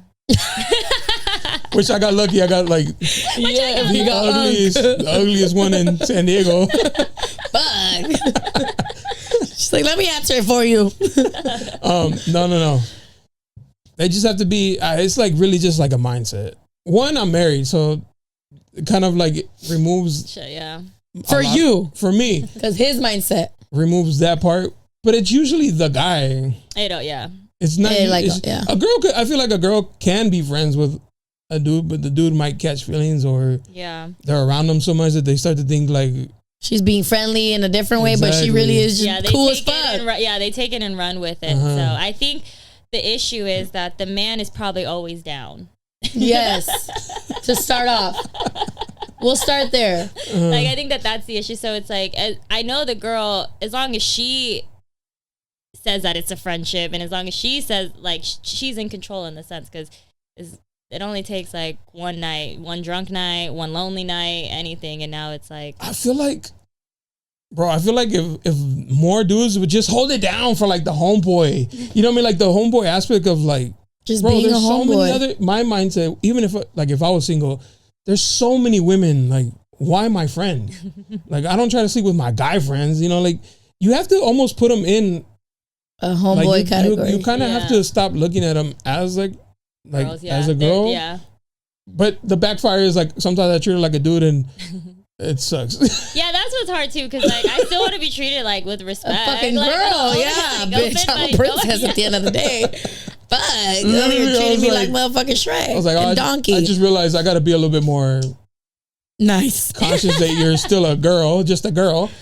Because sometimes, like, you know, in the back. I told him that earlier. I was like, look, like my what I say, my tough side can take it, but the girl in me can't. Right? Because I'm still sensitive. That's what for me. And if I were to give advice, look at your homegirl as just a friend. If anything, I'm scared to hook you up with her friends. Like leave that one alone. That's what I'm saying. Like it should be. Yeah, hook me up with network. hugs. Yeah. Honestly, I love having guy friends. And I can keep them there, but they're fucking funny to me. And like, I just feel like it's a whole different dynamic than with the homegirls, right? Which obviously I love my homegirls, don't get me wrong, but like you need your guy friends for whatever reason. To me, they're funny. And I could joke differently with them, right? Like I just enjoy it. Do you think you could sleep with all of them? Not one. Not one. Well, like all of them is crazy. Not once. Oh no. If I'm like in what aspect? Like them? if you tried it, like if I tried, I'm sure. See. But I feel like I make it clear where I'm like, at, yeah. That's what I'm saying. The girl is in control. If she is stern on it, but it's like, now what if the girl gets her heart broken, or it's like now you're drunk, you're both single, you're like fuck it. So I don't know, I think it's just like a very slippery slope. That's but what I'm saying. yes. Like the guy, we just need more guys to like hold it down and be like, nah bro, like, and not think that just because she's vulnerable and whatever's going on. What the heck? Well, what so one time this guy told me a shoulder to cry on becomes a dick to ride on. that's crazy work. And you want to know what? It was my ex's best friend. What'd you say? It was true. It came true. I just kidding. No, it was my ex's best he friend. was right. That's crazy. That's not his friend. See, Crazy, huh? That's crazy. It left on red. But you can shoot all those shots at other girls. Like leave the homegirl alone. Leave her to that. Like that's just where I like. Yes. My mind is like, bro, like hook me up with your friend. Like, bro, I don't need. I'm sorry, I'm a baddie. That's what I'm saying. I think it's you. just like the girls that have guy friends are such cool girls that like guys are It like, makes them more attractive to them. And they're like, girls aren't like that. Like they're not like you know, they're also stuck up, they're gold diggers, and you think I'm like one of the bros, so it looks like I'm more attractive, and it's like, no, dude, we're just spending a lot of time together. Yeah, you need to go. And out. I really am just cool as fuck though. Exactly. Like, sorry that I'm cool. Yeah. Get your ass on a dating app or something. Like look somewhere like else. I said, hook them up with your homegirls. With my homegirls, like, yeah. No, for sure. I mean, I could see it because like I am cool, right? Like, Right. duh. I get it. Yeah. Like that's what I'm saying. 6'7". So I can see why, and I'm not trying to sound cocky like that, but I can see why it becomes like attractive in the sense of like cool, right? Yeah. Like you're hot and you're a homie. Yes, like, a man kind of likes that. Whatever. But I feel like you guys are on the women's side. You guys are missing like the whole thing. You guys let us into the way you think, and you confine on how stupid you really are to us. Then it's like, why would I even do that to myself, bro? Like that's insane. But you guys, work. they do though. But it's real. We're just girls, and it makes guys want us more because we're just dumb, stupid girls. Yeah, but like, But we're also cool as fuck. we see the behind the scenes. Like, well, he's fucking dumb. Why would you even go through that for her or some shit? But you're home, we're gonna be like, nah, you right, girl. Fuck him. He's a fucking clown. At the same time, we're like, damn, homie dodged a bullet because we know so much. Why would we want that? That is true. Like, why would we want that demon as a partner, bro? Like, He's talking about me right now. No, If you can't tell, Demon is right above me. No, I have a best guy friend too. He's a bartender. We had like the same shift, and shout out, his name is Jesus. I call him Jesus. Shout out Jesus. Shout out Jesus. the one up there too. And yeah, so we just had the same shift, so we were just like bonded together the whole time. We just got really close. He's gonna be mad at me, significantly older than me. He's unk. He's a hunk. So Right. I think because we have different personalities, like I think you guys get along so well because you guys bounce each other's different perspectives off, and that's kind of like what we do too. He's very old fashioned, like women should be not really in the house, but more so like feminine and stuff like that. And I'm like independent, so I always like argue with him. I was like, you just want to beat on women, don't you? Like that's why you want them in the house. So Damn. we always, yeah. She went extreme. He's all like the good old days. Right. when they couldn't talk back in the Quaaludes. Before you got votes, right? So we always talk about that because he doesn't think guys and girls can be friends. But I'm like, but we're friends. He's like, yeah, but we're kind of different though, because the way we became friends, it was like the same. Well, then that's how it should be. Steve Harvey tried to say like, nah, they can't. Bro, you have to fuck every girl you know. I think the person who answers it, if they say no, it's because their mindset is not where it's supposed to be. And they're looking at it as like every girl is an opportunity to just slide in whatever. I don't know. I feel, because I think that's why I can agree with what he says and he can agree with what I say in a sense of like male-female friendships, because we both have the mindset of like, you're just the homie, I'm just the homie.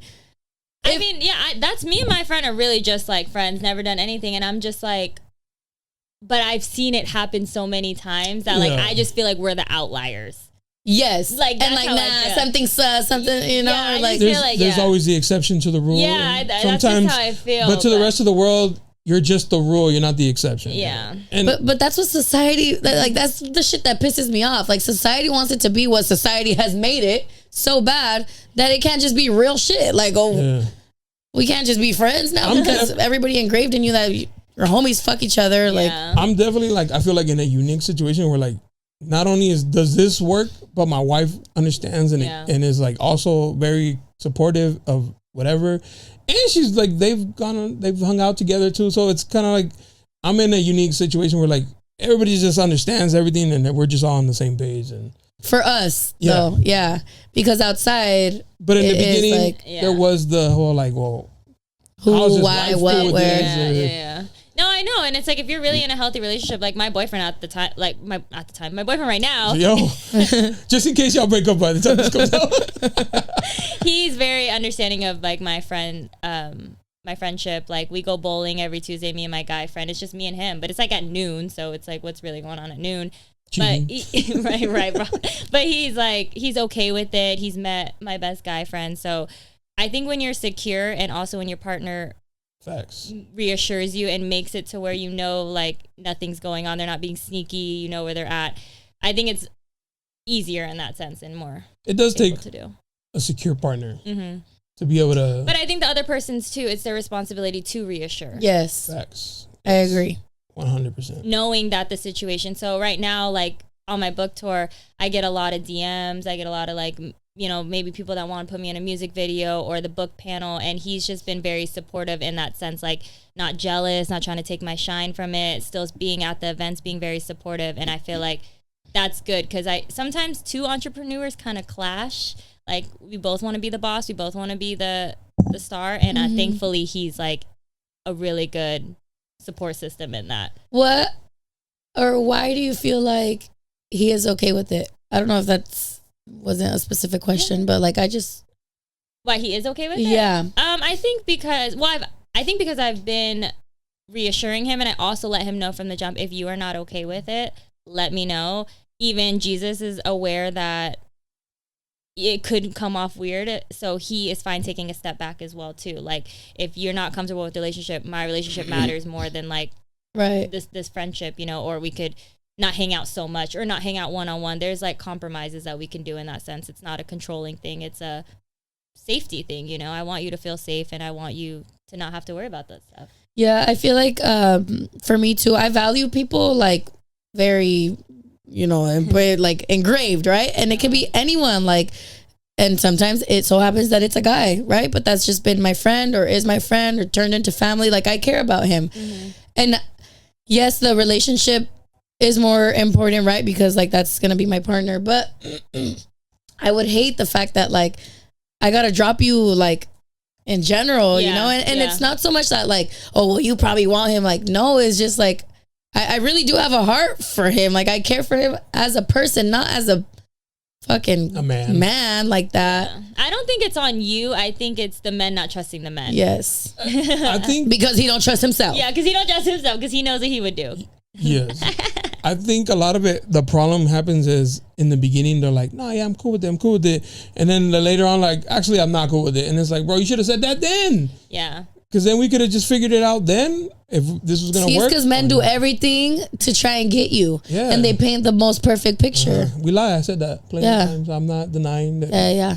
us men are. But for what? Like, that's what I'm saying. I wish more people would just show their true colors, because you would actually find people that are meant for you. If we all have this like facade, and you don't have to even be lying. Yeah, like, you can just has live your best, most honest also, life. Like, for instance, you were a cocktail waitress.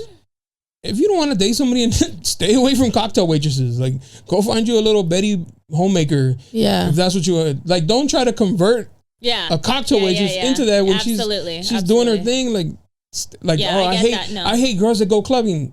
Stop looking for them. Why are you hitting on the girls at the club? Like, what are you doing? Like, bro, go to fucking Barnes and Noble. Your wife is in there. Like, leave the girls having fun alone. Yeah, I think people need to figure out like what they need out of a partner, like maybe 3, 4, 5 non-negotiables. I think a lot of people are like, I don't want this, or I don't want this, rather than being like, I need safety, I need loyalty, I need consideration. I think the deeper stuff. Yeah, it's like then you all the other stuff, it doesn't matter. It doesn't really matter what kind of job they make. It doesn't, like what kind of car they have.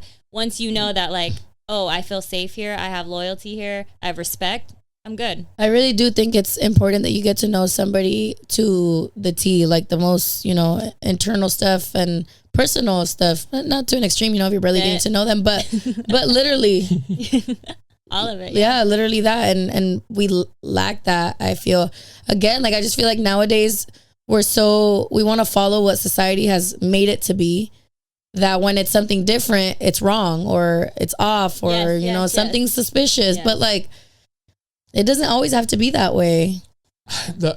Like, also the little voices of like other people. Yeah. Like, how easily are you not manipulated but convinced or influenced? Yeah. Influenced. Because one thing, like, my wife, she's so secure. I've never had like no jealousy from her. Shout out wifey. She's so secure in herself. And I think the only time maybe like it was let go a little bit is because of a chirper, right? And it bothered me so much because it's like, bitch, why you fucking shut up? Like, you don't bring your insecurities over here. We're good over here. Like, keep that shit to yourself and mind your fucking business. Like, don't do that shit, because you wouldn't want me doing that, because I'll fucking ruin your shit. You know what I'm saying? Like, that's the kind of the problem, though, because you have the unhappy people. Where, like, I'll tell you a scenario. A girl came up to me and said hi, and she tried to walk away, and I stopped her. I was like, hey, this is my girl. Babe, this is so-and-so. Whatever, that's it. The homegirl, who the fuck is that bitch? Why she try to walk away? Why are you doing that? You just saw me correct it. Like, I stopped it. I was like, hey, you need to meet my girl. You're not just going to walk away. But there she goes fucking chirping it, and it's like, unnecessary. Why'd you do that for her? I mean, I would have chirped it, because who the fuck is that? The fuck? Why is she walking away? Right? It was me in the scenario. No, it'd be more like in her case, like the girl, because I don't know, just me being the girl coming to say hi. I'm gonna say hi to her first, if anything, or like, hey, only be talking. Yeah, like, I'm gonna let you know this is like, we're cool here. I just know him because I know him, but I don't mean nothing else. Yeah, like, no, for sure. But it's just that, like, fuck, society just got us fucked up, bro. Got us fucked she has up. opened my eyes to like a different perspective of like, damn, I never looked at it like that. Just for instance, we had a talk, like, I was at a club and there was a girl sitting next to me, and somebody in our confessions was like, who's those girls sitting next to you? And it's like, damn, first of all, right? Second of all, some guy asked me, can they sit here? And I was like, yeah, they can sit there, whatever. But she's like, but you're not seeing it from the outside world, which again, fuck the outside world, right? If it's working in, but my point is just that, like, that is how people think, bro. Like, that's why so surface level too. That's why you have to be careful. Yeah, really, even if you're not doing it, you just have to be careful of, like, even fucking what's the saying? Don't do good things that seem wrong or some shit like that. It's in Spanish. Like, in your conscious, you're doing a good deed, right? Like, whatever, just let her sit there. But it looks wrong. But also, like, fuck whoever looks wrong too. I'm very thankful my man is not like that. Like, if somebody sent, like me, shit. No, like, sent a picture of like me in a section or a club, like, he wouldn't flip on me. He'd be like, hey, I got this, like, what's going on? And I'd be like, there's people with the book, they're inviting me over here, like, it's fine. He knows that it's not what it seems, because it does be like that sometimes. But for the guys too, as I just proved that you're an exception, King Perfect. I forgot you were the most perfect person. Shout out, Kat. Woo! Lucky girl. The sarcasm is oozing.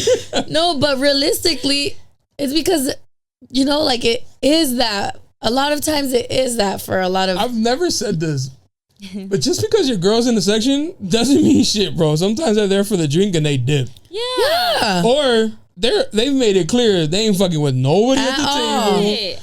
Their homegirl brought them there. And my homegirl wants the free drink, so I'm going to just tag along because I want her to enjoy the drinks. Because even when I was single, there'd be a girl that's born like, get her out of here. Why's she here, bro?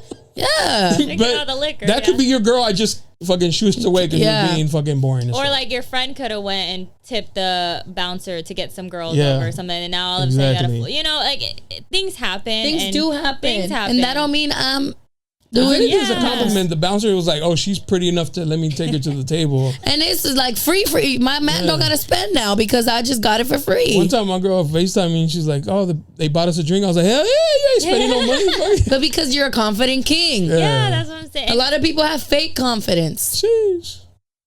Mic drop. Everybody shut the fuck up right there. that was in her soul. That one was gusto. No, Who specifically has fake confidence? It's like I put a name on it. Huh? Oh, Jesus. No, it's she was just like fake sidearm too, like gangster shit, like fake.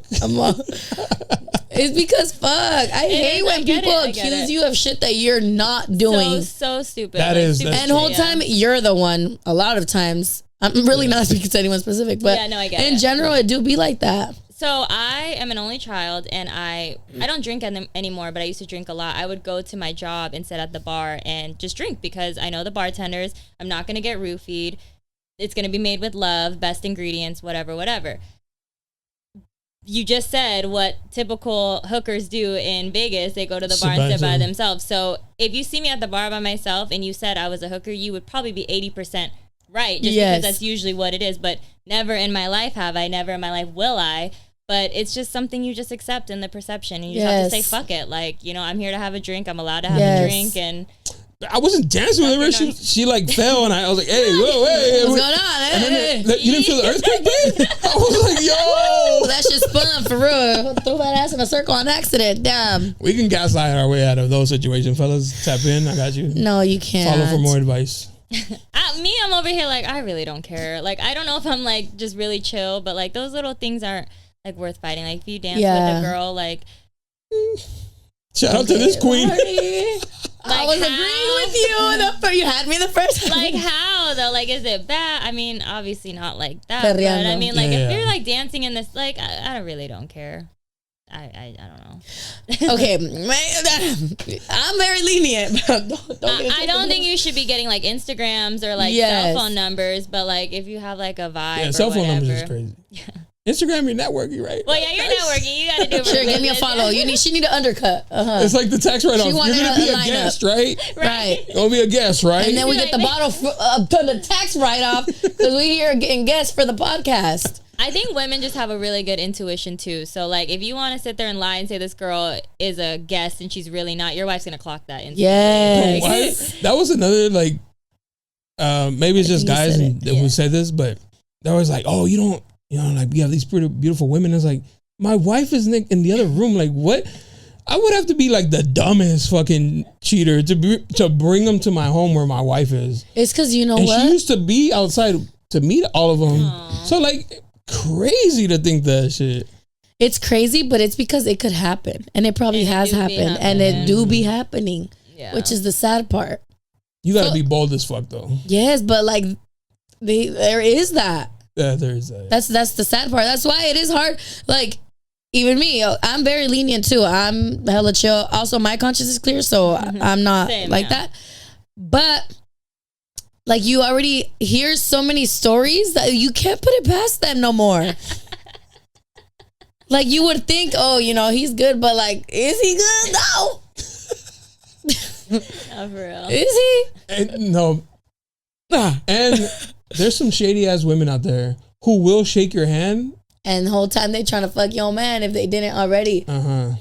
Yes. And it's so sad. Like, girl, come on. But do you ever be like, yeah, you want my man? Or like, I can clock it. Like, one thing about me is I be clocking. She be clocking too much. That's good. Women, I'm telling you. No, like, turn that shit down. Sixth sense. No, it's because I'm right. I like that. A lot like of the you're time. really good at sensing people. Yes. I like that. I'll like keep it. I won't call it out, Yeah, and you're I'll not still gonna like, be hey, what's up? What's up? narcissistic. Yeah. Like, oh, that man has But I know issue. who to, boom, boom, boom, boom. Like, oh, I can. Yeah, I like that. I know who to keep. I feel like it's also generation because like she's younger. So like I feel like I pay attention to shit, and sometimes she'll tell me, I'm like, damn, I didn't even pick that up. No, but she's also a woman, and she's kind of always kind of like. I'm a Virgo. Okay. She kind of like looks for those things. Yeah. I have a best friend, my Mexican Jew friend. I'm like, you need to meet everyone that comes into my life because you have that sense of like, she'll be able to clock stuff right away. Yes. Like, if I show her an Instagram and I'm like, oh, look at how pretty she is. She's like, you can tell she's a prostitute, Dana. You can just tell. Like, this is the life that she's living. This is exactly. I'm like, okay. I thought the elephant was really dope. Yeah. She went on a trip. The Dubai trip? I was like, wait, what do you mean? So yeah, I definitely, you need those kind of people. So that's a good person to have. She'll clock that. Yeah. Especially business wise too. You don't want to be going into business with like phony people and with just whoever. Yeah. Yeah. With just Yeah, I will say sometimes maybe I am like, wait, I'm too alert, but I like that. Yeah, I'd rather be more alert. I'm so oblivious to a lot of shit. Yeah. Like people be like, I don't think they like this. I'm like, really? What? I thought they loved us. They were laughing all night. They're on Twitter. Fuck this. This fucking bitch love. is annoying as hell.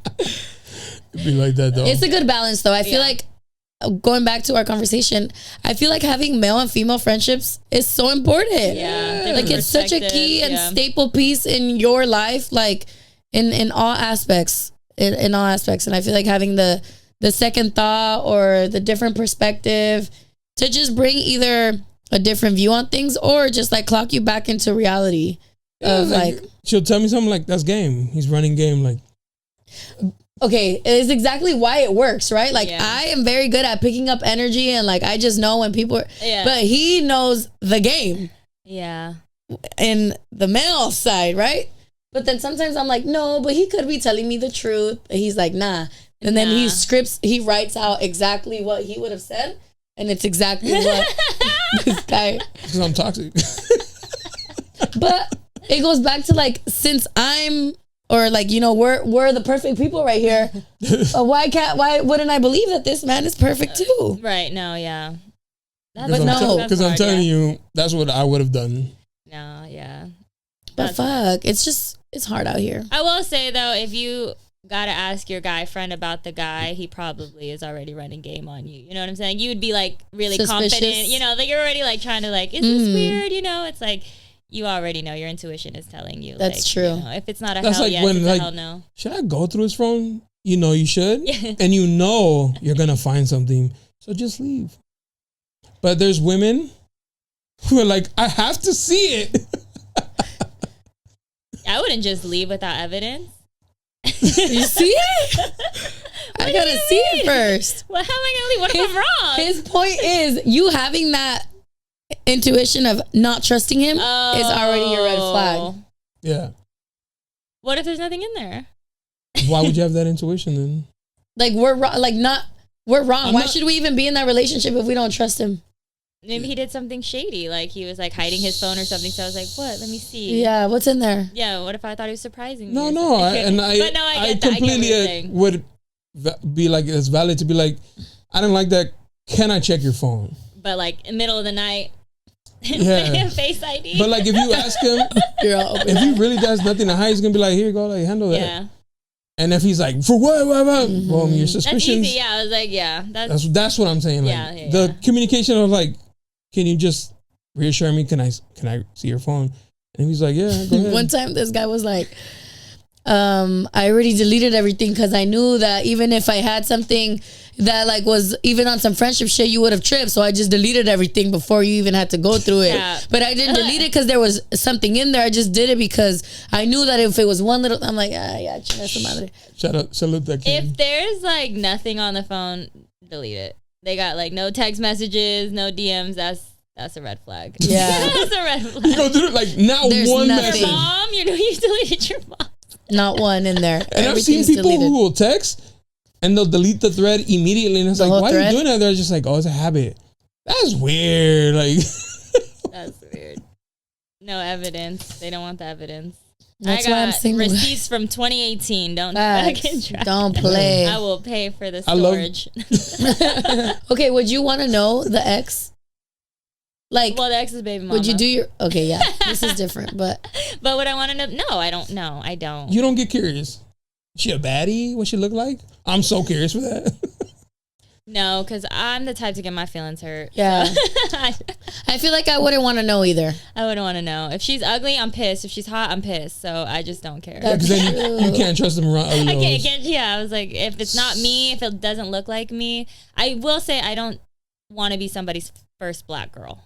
Like, I'm big on that. Really? Like, yeah. Why? Because you It's like a almost fetish. a kink. Yes. So yeah. thank you. Yeah, it's like a fetish. It's like, ooh, I've never been with a black girl before. And it's like, and not starting now. So, yeah, I don't want to not be the your- first. Yeah. It's more just like I'm a not your type. desire. Yeah, It's it's like, not. I'm No, not your it's type. like I'm not your little passion project. Yeah, or it's Oh. like a secret too, because it's like if you're not typically dating black girls, that means you're typically dating a certain type of women. You should be dating those women, not, Yeah. It's like That makes sense. Yeah, I don't want to be your bucket list yeah, of like things Checked you've, off things Yeah, you've yeah. tried. I did before I die type shit. Facts, yeah. Interesting. I also feel like, respectfully, once you have like that good amount of confidence with yourself, like that shouldn't matter. Anything else before. Oh, but you don't want to be in the room with her and not know that that's her. I don't Right. care. Maybe. No, look at Yeah, you. Look at this strong. That's valid. I don't I, think that's I would weird want to either. know if you're in a room and you fuck someone in this room, you better let me know. That's what I've That's been the only saying. thing. Yeah, I was like, you better let me know. Don't have Yeah. me know a key in someone's face and you done like. That's the only thing. Please, like, respect that. But I don't Imagine care. you're like, girl, I love you, and y'all We're both gonna hang out, and it's like, I gotta tell you something, babe, and it's like, what? your bestie. Whole time she'd be like, yeah, let me go over. Fake ass bitch. Yeah, Yeah, and that's there'd how they be. fake bitches like that. Hey, Yeah. low key, huh? I didn't even think about it. Because why are you being he? That actually has Because you happened. you know. know. Yes, yeah. You That dirty has happened bitch. to me. Yes. My ex, he was like at a show, and this girl came up to me and hugged him a certain type of way. Oh, you know. It was You like just right know. there. I walked away. I said, "Who was that?" And he like let me know. And I think this was like, let's just say it was August. And he's like, "Oh," and we just started talking around that time. And he's like, "Yeah, someone I used to sleep with back in March." Damn bold. All right. So I went to the bathroom, and she came in the bathroom, and she's like, "Hi, like, who are you here for?" And I like told her whatever. Oh my God, how long have you guys been dating? I was like, since January. Period. Bitch. Period, bitch. Fuck you, bitch. Yeah. Look out of my face, these fake ass hoes. Like, don't just ignore me. And In what that did she sense, say? like, she's like, "Oh, really? Okay." Even more fake. Exactly. Didn't say nothing. Period. Not a girl's girl. How come Yes. she didn't introduce herself when she hugged him up? All up? Exactly. That's what I'm saying. She just and then left. So That's Talking about, hey, bitch. Ooh, now I'm mad. Fuck. Yeah, shit like that be pissing me off. it does. Okay, men, answer in the comments. Jonah, I'm gonna ask you. Say you're talking to a girl, right? Like you're barely starting. Does it make you, or will it make you feel some kind of way if she asks you shit like that, or like brings it to your attention that she's tripping on you? Not really tripping, but like that. Like, who is that? Or like does she have the valid reason or To question. question? The toxic in me loves it. So I'd be like, ooh, you care? Okay, but the healed. The healed? The men that No, now okay. want like a really healthy relationship and Okay. any toxic shit is like, You clock it and be like, oh, okay, she's somebody that you need to reassure. Do I want to? Is this something I want to continue? Yes. Let me reassure her and be like, this is who it is, whoop-de-whoop. And then you kind of just start stopping that at the base of it before it gets too crazy.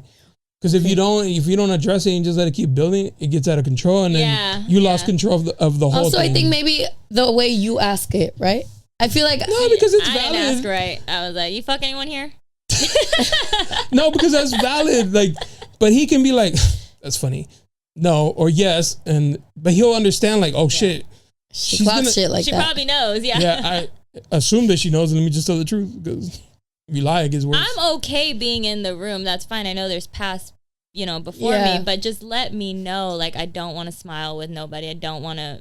Let me know who to avoid. Yeah. So Or and avoid them, like yeah, him. Yeah. Oh yeah, that too. Stay away from Don't make me shake her hand. Like, that's weird. But bitches will be, hey. I one time. God, how's your sister? How's this? We'll be right How's back. your mom? One time.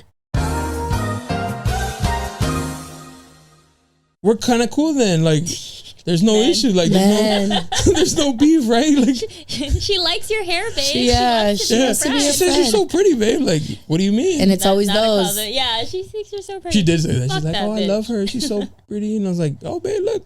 Y'all could be like besties and just No, because I feel like being the girl, if I really think your girl is pretty, beautiful, whatever, I'm gonna respect you and your relationship and leave it at that. And if for any reason like we come across or whatever, like, hey, like, you know, she's beautiful, I wish you guys the best, blah blah, and I'm gonna keep it there. I'm not gonna try and be like, hey, we could all be best friends. No, because that's weird, huh? It is weird. It's weird. I never thought about that. Took out my nose piercing. Yeah, that's weird. That's like wanting to still have access to you somehow. Yeah. We or are like get oblivious to your that shit. relationship problems, and now she's inside your relationship. She's giving advice, and she's close to you. She has a little attached string on you you. guys have a history. no, that's weird. Yeah. I never thought about it. Unless they like hit it off, but the fact that she's texting you, wanting Is to be friends already- with a random, like she doesn't know your wife, like, you know, And she doesn't need to know her. yeah, she does. And it's really Or that like you. it goes back to our conversation I'm a stranger now. last episode where it was like sometimes girls just want what you have, like what the girl has, or they just want whatever you're giving her. Like, So I will say that a lot of women are insecure, and taking other people's man is a Feeding. power thing, and it kind of fuels the fact that all men are shit, right? Damn. So if to them, if I'm them. sitting here and I'm a heartbroken woman and all these men keep playing in my face, and then I go and take somebody that is married or somebody that has a girlfriend, it's like, okay, well, like, even these fake relationships or these happy relationships, they're getting cheated on too, so I'm gonna feel better about myself, or I could take it's just an insecurity in that sense. and that's how they boost their ego, That's to how be they honest. boost And that again goes back to women who are not confident, men who are not confident. They need that to boost their own self-esteem, which is so sad. Like, It's so sad. bitch, everybody's beautiful. Stand the fuck up. Go find your own man. Love yourself first. Yeah, Preach. that part. Really. Start there, yeah. So don't introduce. Nah. So no, Let me. Jonathan. Let me text her. Let me reply. I hit up the my confidants over here, and they My said homegirls, and they said no. I know. I've even seen like men's wives or girlfriends, and they're so pretty, and I want to say they're so pretty, but I won't say it. Because you don't want to sound like you're A just weirdo. Yes. Like, I don't even like. I can't even be like, your girlfriend's so hot. Like, but then either I'm gay or I'm trying to hit on you. So I just, you know what? How is that? Like, You guys gonna have to tap me into like women mind. How is that hitting on? I see that a lot. Like hitting on the man or the yeah, girl? like your girl's so beautiful. Like how is that an advance to him? Because he's like, thank you. Or is it like you're opening the door to a conversation? Yeah, like, a little bit. Like a back and forth. And a Like a facade that you're a comfort. nice girl, a facade that you're safe, a facade that you're not fake. So it's like predatory behavior. is. like yes, that's your way in. Yes. Wow. He's like, what? No, yeah, Women are predators. yes, They are. and they be good because you guys just think, oh, What's the point? I mean, she could have found your wife and told her herself. Yeah, like, or just think about it and or keep it think pushing, about bitch. Yeah. Okay, cash out me $1,000. You think I'm pretty, bitch? Now I'm gonna start playing woman too, cause fuck that. But yes, Damn. Soy fan de tu relación. so yes, and that's how it is. It ain't safe. It ain't It safe. ain't safe. So that's how it is in San Diego or in Oh, this area girl, too. yes, It's pretty bad out here, actually. It's bad in Vegas. So I imagine like yeah. the fucking. It's because Vegas is such a unique thing because people from out of town go there, and they could be on some like, well, I don't know anybody out here. Let me be on some hoe shit. Yeah. Who cares? Like I'll never see them again, and I don't even care to know their name. They just attractive. Yeah. He's down. I'm down. Fuck it. And that's He's married. He's married. He's married. Going home to his kids. Mm-hmm. Crazy. How was golf weekend? It was great, babe. I went out with this guy, this guest. He invited me out, and then like now I have to ask if you're married because of this guy. Like we were like maybe 2 drinks in, and I think I asked like, "Are you married?" And he was like, "Yes." And I was like, "What? I would not be here." Then he showed me a picture of his wife, looked just like me but older. Wait, but and he was a white guy. Was he in those intentions of like, let me defend my kings a little bit? Your Honor, on a date. I object. What other intention is there for you to get a drink with a cocktail waitress? You know about cocktails, like he wants to know how to make a wants lemon to drop. invest in my book, like that wasn't no. he knew. He saw. He's like, she's going. I'm gonna be a ghost investor. That's my thing. Angel I think investor. most of the time that is the intention in it. It's never to get to know me. It's never to hear about my hopes and dreams, unless I had like a book or something. But I was just a cocktail waitress at the time, so these men are scandalous. But you actually have to be very specific, because we had a story where like, oh, do you have a girl? And he's like, nah, I ain't got a girl. I don't have a girlfriend, but he had a wife. Oh no! I'm telling you. So you have to like. Men won't tell you they have kids unless you ask them. Oh yeah, and the baby on the way doesn't count. Yeah, no. It's not here yet. Like, And they'll be like, "Why didn't I didn't lie? You just never asked." Yeah. Jonah as fuck. No, dead ass. That's why I tell him, like, even going on a date, like, what else are men's intentions nowadays? Unless I know that the man really wants to get to know me, then I will go. But besides that, no. Because And it's such a waste of time getting ready and all that energy, and just for me to never want to hang out with you again. just to realize like I don't want to date anymore. No, and I don't want you to get to know me, to be honest. I don't want to get to know you. I don't want to so that's hard for you, especially because I feel like the more you are single and the more independent and the more you grow, it's just well, no, I take that back. I feel like you'll weed out. Yes, I was like, you will find somebody then, that mirrors exactly where you're at and all the work that you put into that. Yes. So yes. A confident But for king. now, I am like, fuck no. Like, I really want my freedom and I'm not looking for it. But that's why I tell him, like, I have faith and I know that one day, you know, I will find Of course. the person for me. And yeah, for now. I think the more love that we pour into ourselves, Yes. the better our partner will be.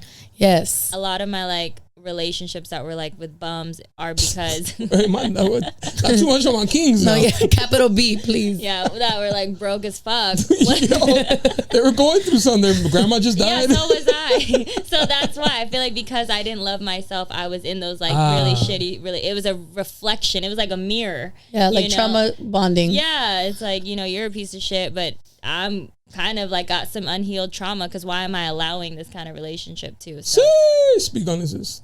No, yeah, for sure. so that's a big thing too. That's the hard part too when you're in your healing journey, right? Your self-love, like getting to know yourself a lot more. Because you kind of become like a little anal, right? And people are like, damn, what the fuck? But like, I like the way this one breathes. Like, yeah, this is what I no. want from me. Or like you're so picky and strict, whatever. But like, realistically, we're trying to love ourselves here so that we can eventually love you, because we didn't love ourselves for a very long time because we put somebody else before us. Yes. It showed in the men. Yeah. It showed Same in the men. with guys. Like, it shows in the women you.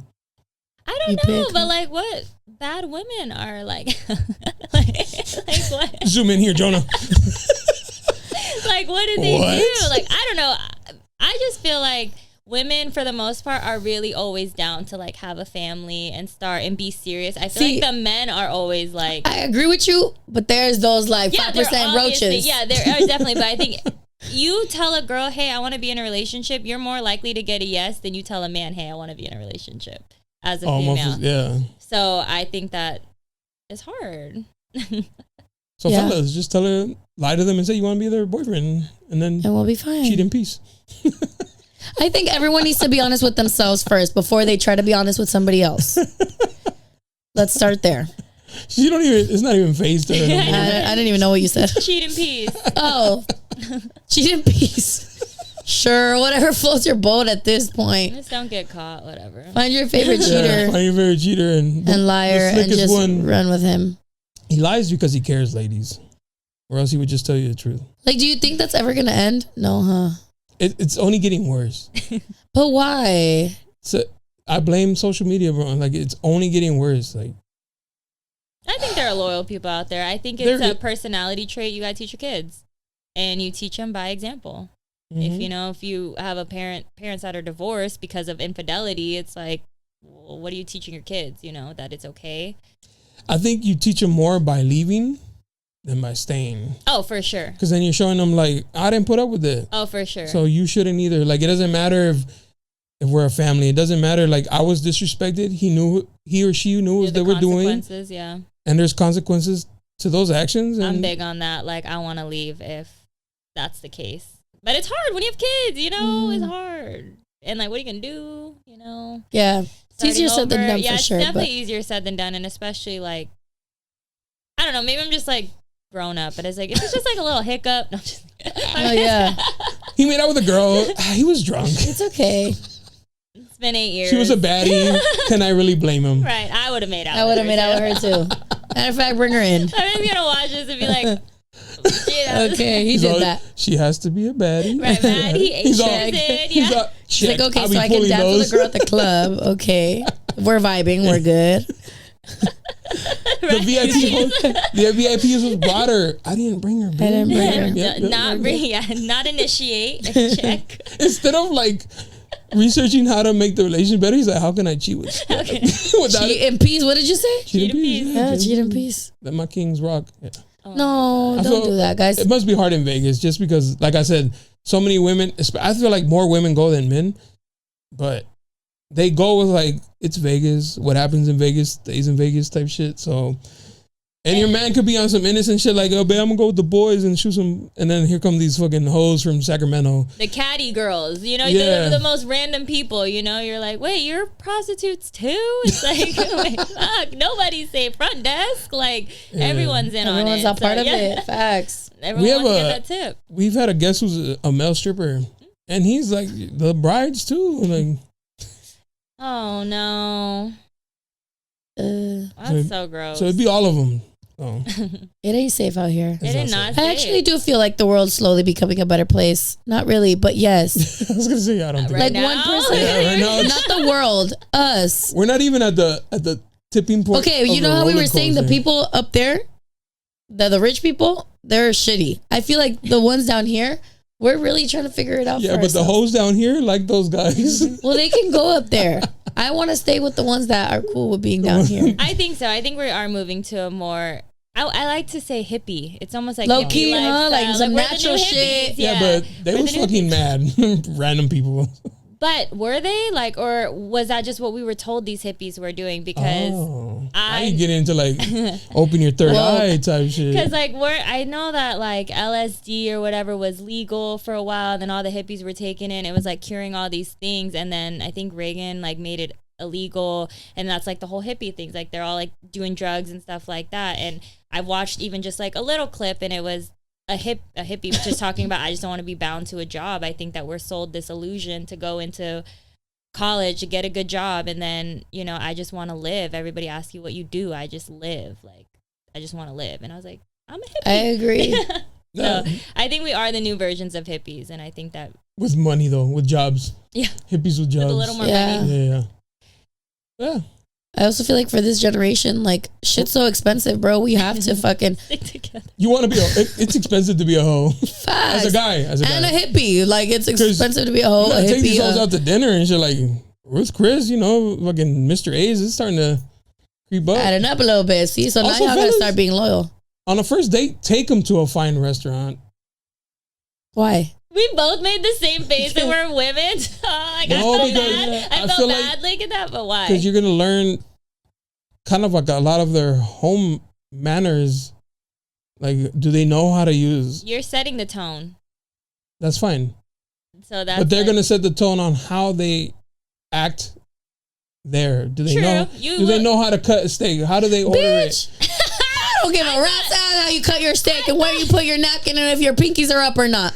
If they chew with like their mouth, all those things matter. I'm not even like over ordering or something. Like, yeah, cutting the steak. Yes, it's so important. Does she use the right hand to hold the fork and the knife? Did she use a salad fork or did she use her entree fork? It's important. Fine, take it to the fucking hot dog guy in the corner. Yes. You'll find Leslie there for sure. Hell yeah. Scarfing down 4 hot dogs. The thing is, I might ask him for more. That's the problem. He might have to spend there for real. I had an alley dog today, so I can't even like so good. I ain't knocking them. Yeah, she's like that. That's what I'm saying. If it's good, it's good. I'm fine. Like shit like that, bitch. Go get a fucking hot dog and take her somewhere and go have a conversation. Get to know her. Mm-hmm. Mm-hmm. Fuck a fucking Ruth's Chris and look at how her knife is, bitch. Get to know how her mind is. You take them there because you're like, it enhances the chances. It enhances the chances of On the the second first date? date? Or on the first day, yeah. Don't do that to yourself. fucking on the first date? That's a lot of these hoes. Ruth Chris, baby. Shit. Again, Out hoes. here is Javier's. You take him to Javier's, it might as well be a rap. So. What are you looking for? Yeah, a hoe or a wife or like a future, you know? Take him to Javier's, the rap. Take him to Javier's, trying to smash. You take him to like the hot dog guy and that's wifey, huh? Yeah. Like even if a guy were to ask me to Javier's, I feel like no, like switch it up, bro. Yeah, because everybody knows. Yeah.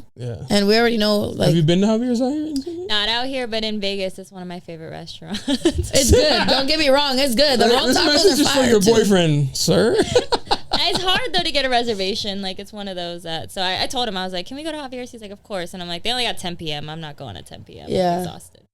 So I love Javier's. So, but I know it's overrated, and it's where the hoes be. So. The hoes be. The Yeah, hoes exactly. be. They be there in Vegas too. The hoes be in Javier's. In the littlest dresses, y'all like, ma'am, it's a restaurant. You can go home and pants change on. still. Put Like, some leather pants on at least. you could have put the underwear on. At bro. least Javier's in Vegas is in a casino. I think I know which one, and I went. Aria. Yes. Mm-hmm. No, of course. Like we said, in this world. It was a family dinner. With the hose. With Every a bunch family of got a hoes. hose. I love that. When's the last time you guys been to Vegas?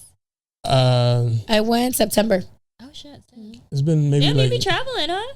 Girl, I'm for you. trying. I lived under a rock for years. I saw that you were just in Big Bear. Yeah, I went with his wife went with us. Really? Oh Mm-hmm. shit. It's been a couple years. We used to do a yearly boys trip to Vegas. You know, Bible study, Golf conventions, golf. Golf shit. network.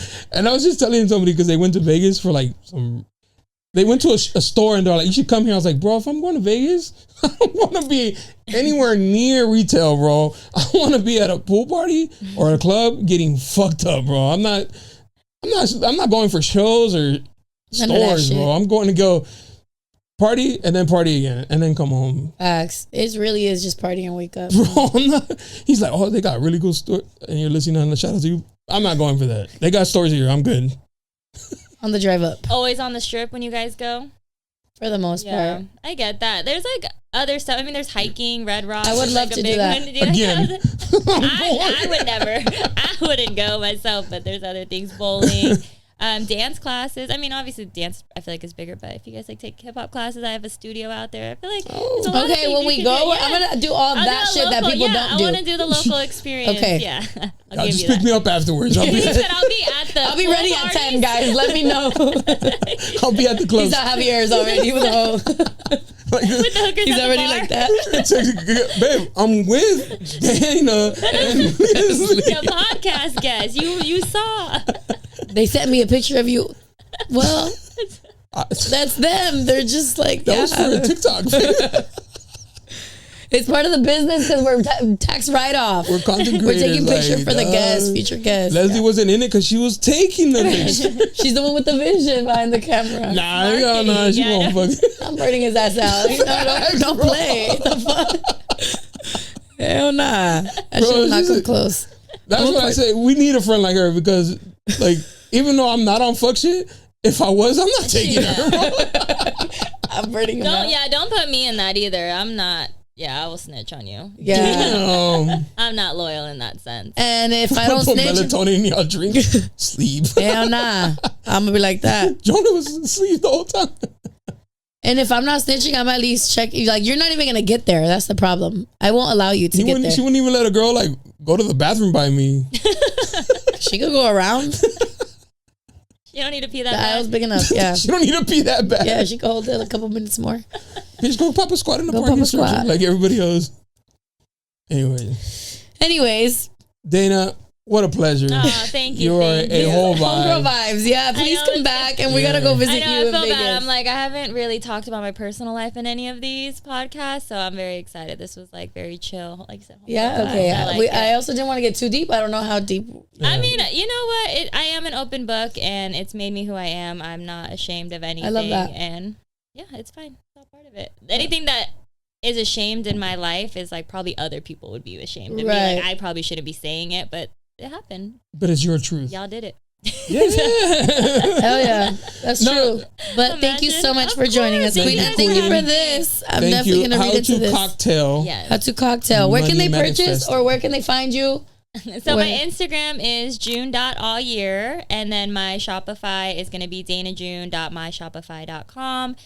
The link is in my bio. If you DM me this podcast, Barbershop Confidential, I'll give you free shipping. So I like to do that, so I know who's actually watching and where it comes from. So yeah, thank you for having me, guys. I saw the music video you did. I saw you buzzing. Thank you. It was actually a hobby, believe it or not. Like, I'd like to take hip hop classes, and then this clothing brand reached out and was like, "You want to do a dance video?" And I was like, "Not really, because I have really bad anxiety. Oh, But when I'm scared, I say yes." Low key, because sometimes you just got to do it for the You plot, gotta do it, huh? Yes. were you nervous to come on to this? I'm always nervous, but I trust in what I'm saying. I trust my experiences, my history, my credentials. So it is what it is, and usually if I make a mistake, if I make a mistake, that's probably what's gonna go viral. So no, I mean, I feel like everything's God's plan. I try not to do things that are like, And your intuition will tell you I was like, I'm going to shoot a podcast. I've watched the podcast. Right. Like, what are they gonna do? I mean, you never know, but As soon as the cameras go off, and she was never seen. put her in the car. We'll be right back. We'll be right back. Thank you. I love for it. I joining love us. You were Good energy, great spirit. Yes. Great energy. Thank you. Yes. Can't wait to see you in Vegas. Wish you the best with whatever you have coming up. Your book, honey. Guys, please go I purchase wish you it. the best. You're gonna write a book. We're You- going to therapy. I am. We're going to therapy. Thank you. I learned a lot. Yes, this was very, very, very motivational and inspiring. Oh, I love So that. shout out to you. Good. Sure. Continue to be you. And yeah, may God continue to Thank bless you as well. Thank you too. Yes. Thank you. you guys. Period. And fellas, you're at Guys, here's her IG. Don't forget to like, comment, and subscribe, please. And thank you. Let us know what you thought about this episode. Give us some more feedback. And say hello. Show her some love in the comments. Yeah, buy her book. Buy her book. Thank you. Till Thank next you, time. guys. Peace. Yeah, you looking for me, you can find me at the spot. Chopping it up with Jona, we talking about what's hot on the block. Up in Dago, man, we bumping. Keeping it confidential, you notice how we coming, we in front. Looking for that real, better tune in and stick by. Put on for the city every time that I dip by. Getting to that gritty every time that we sit down. Promise you it's real every time that I get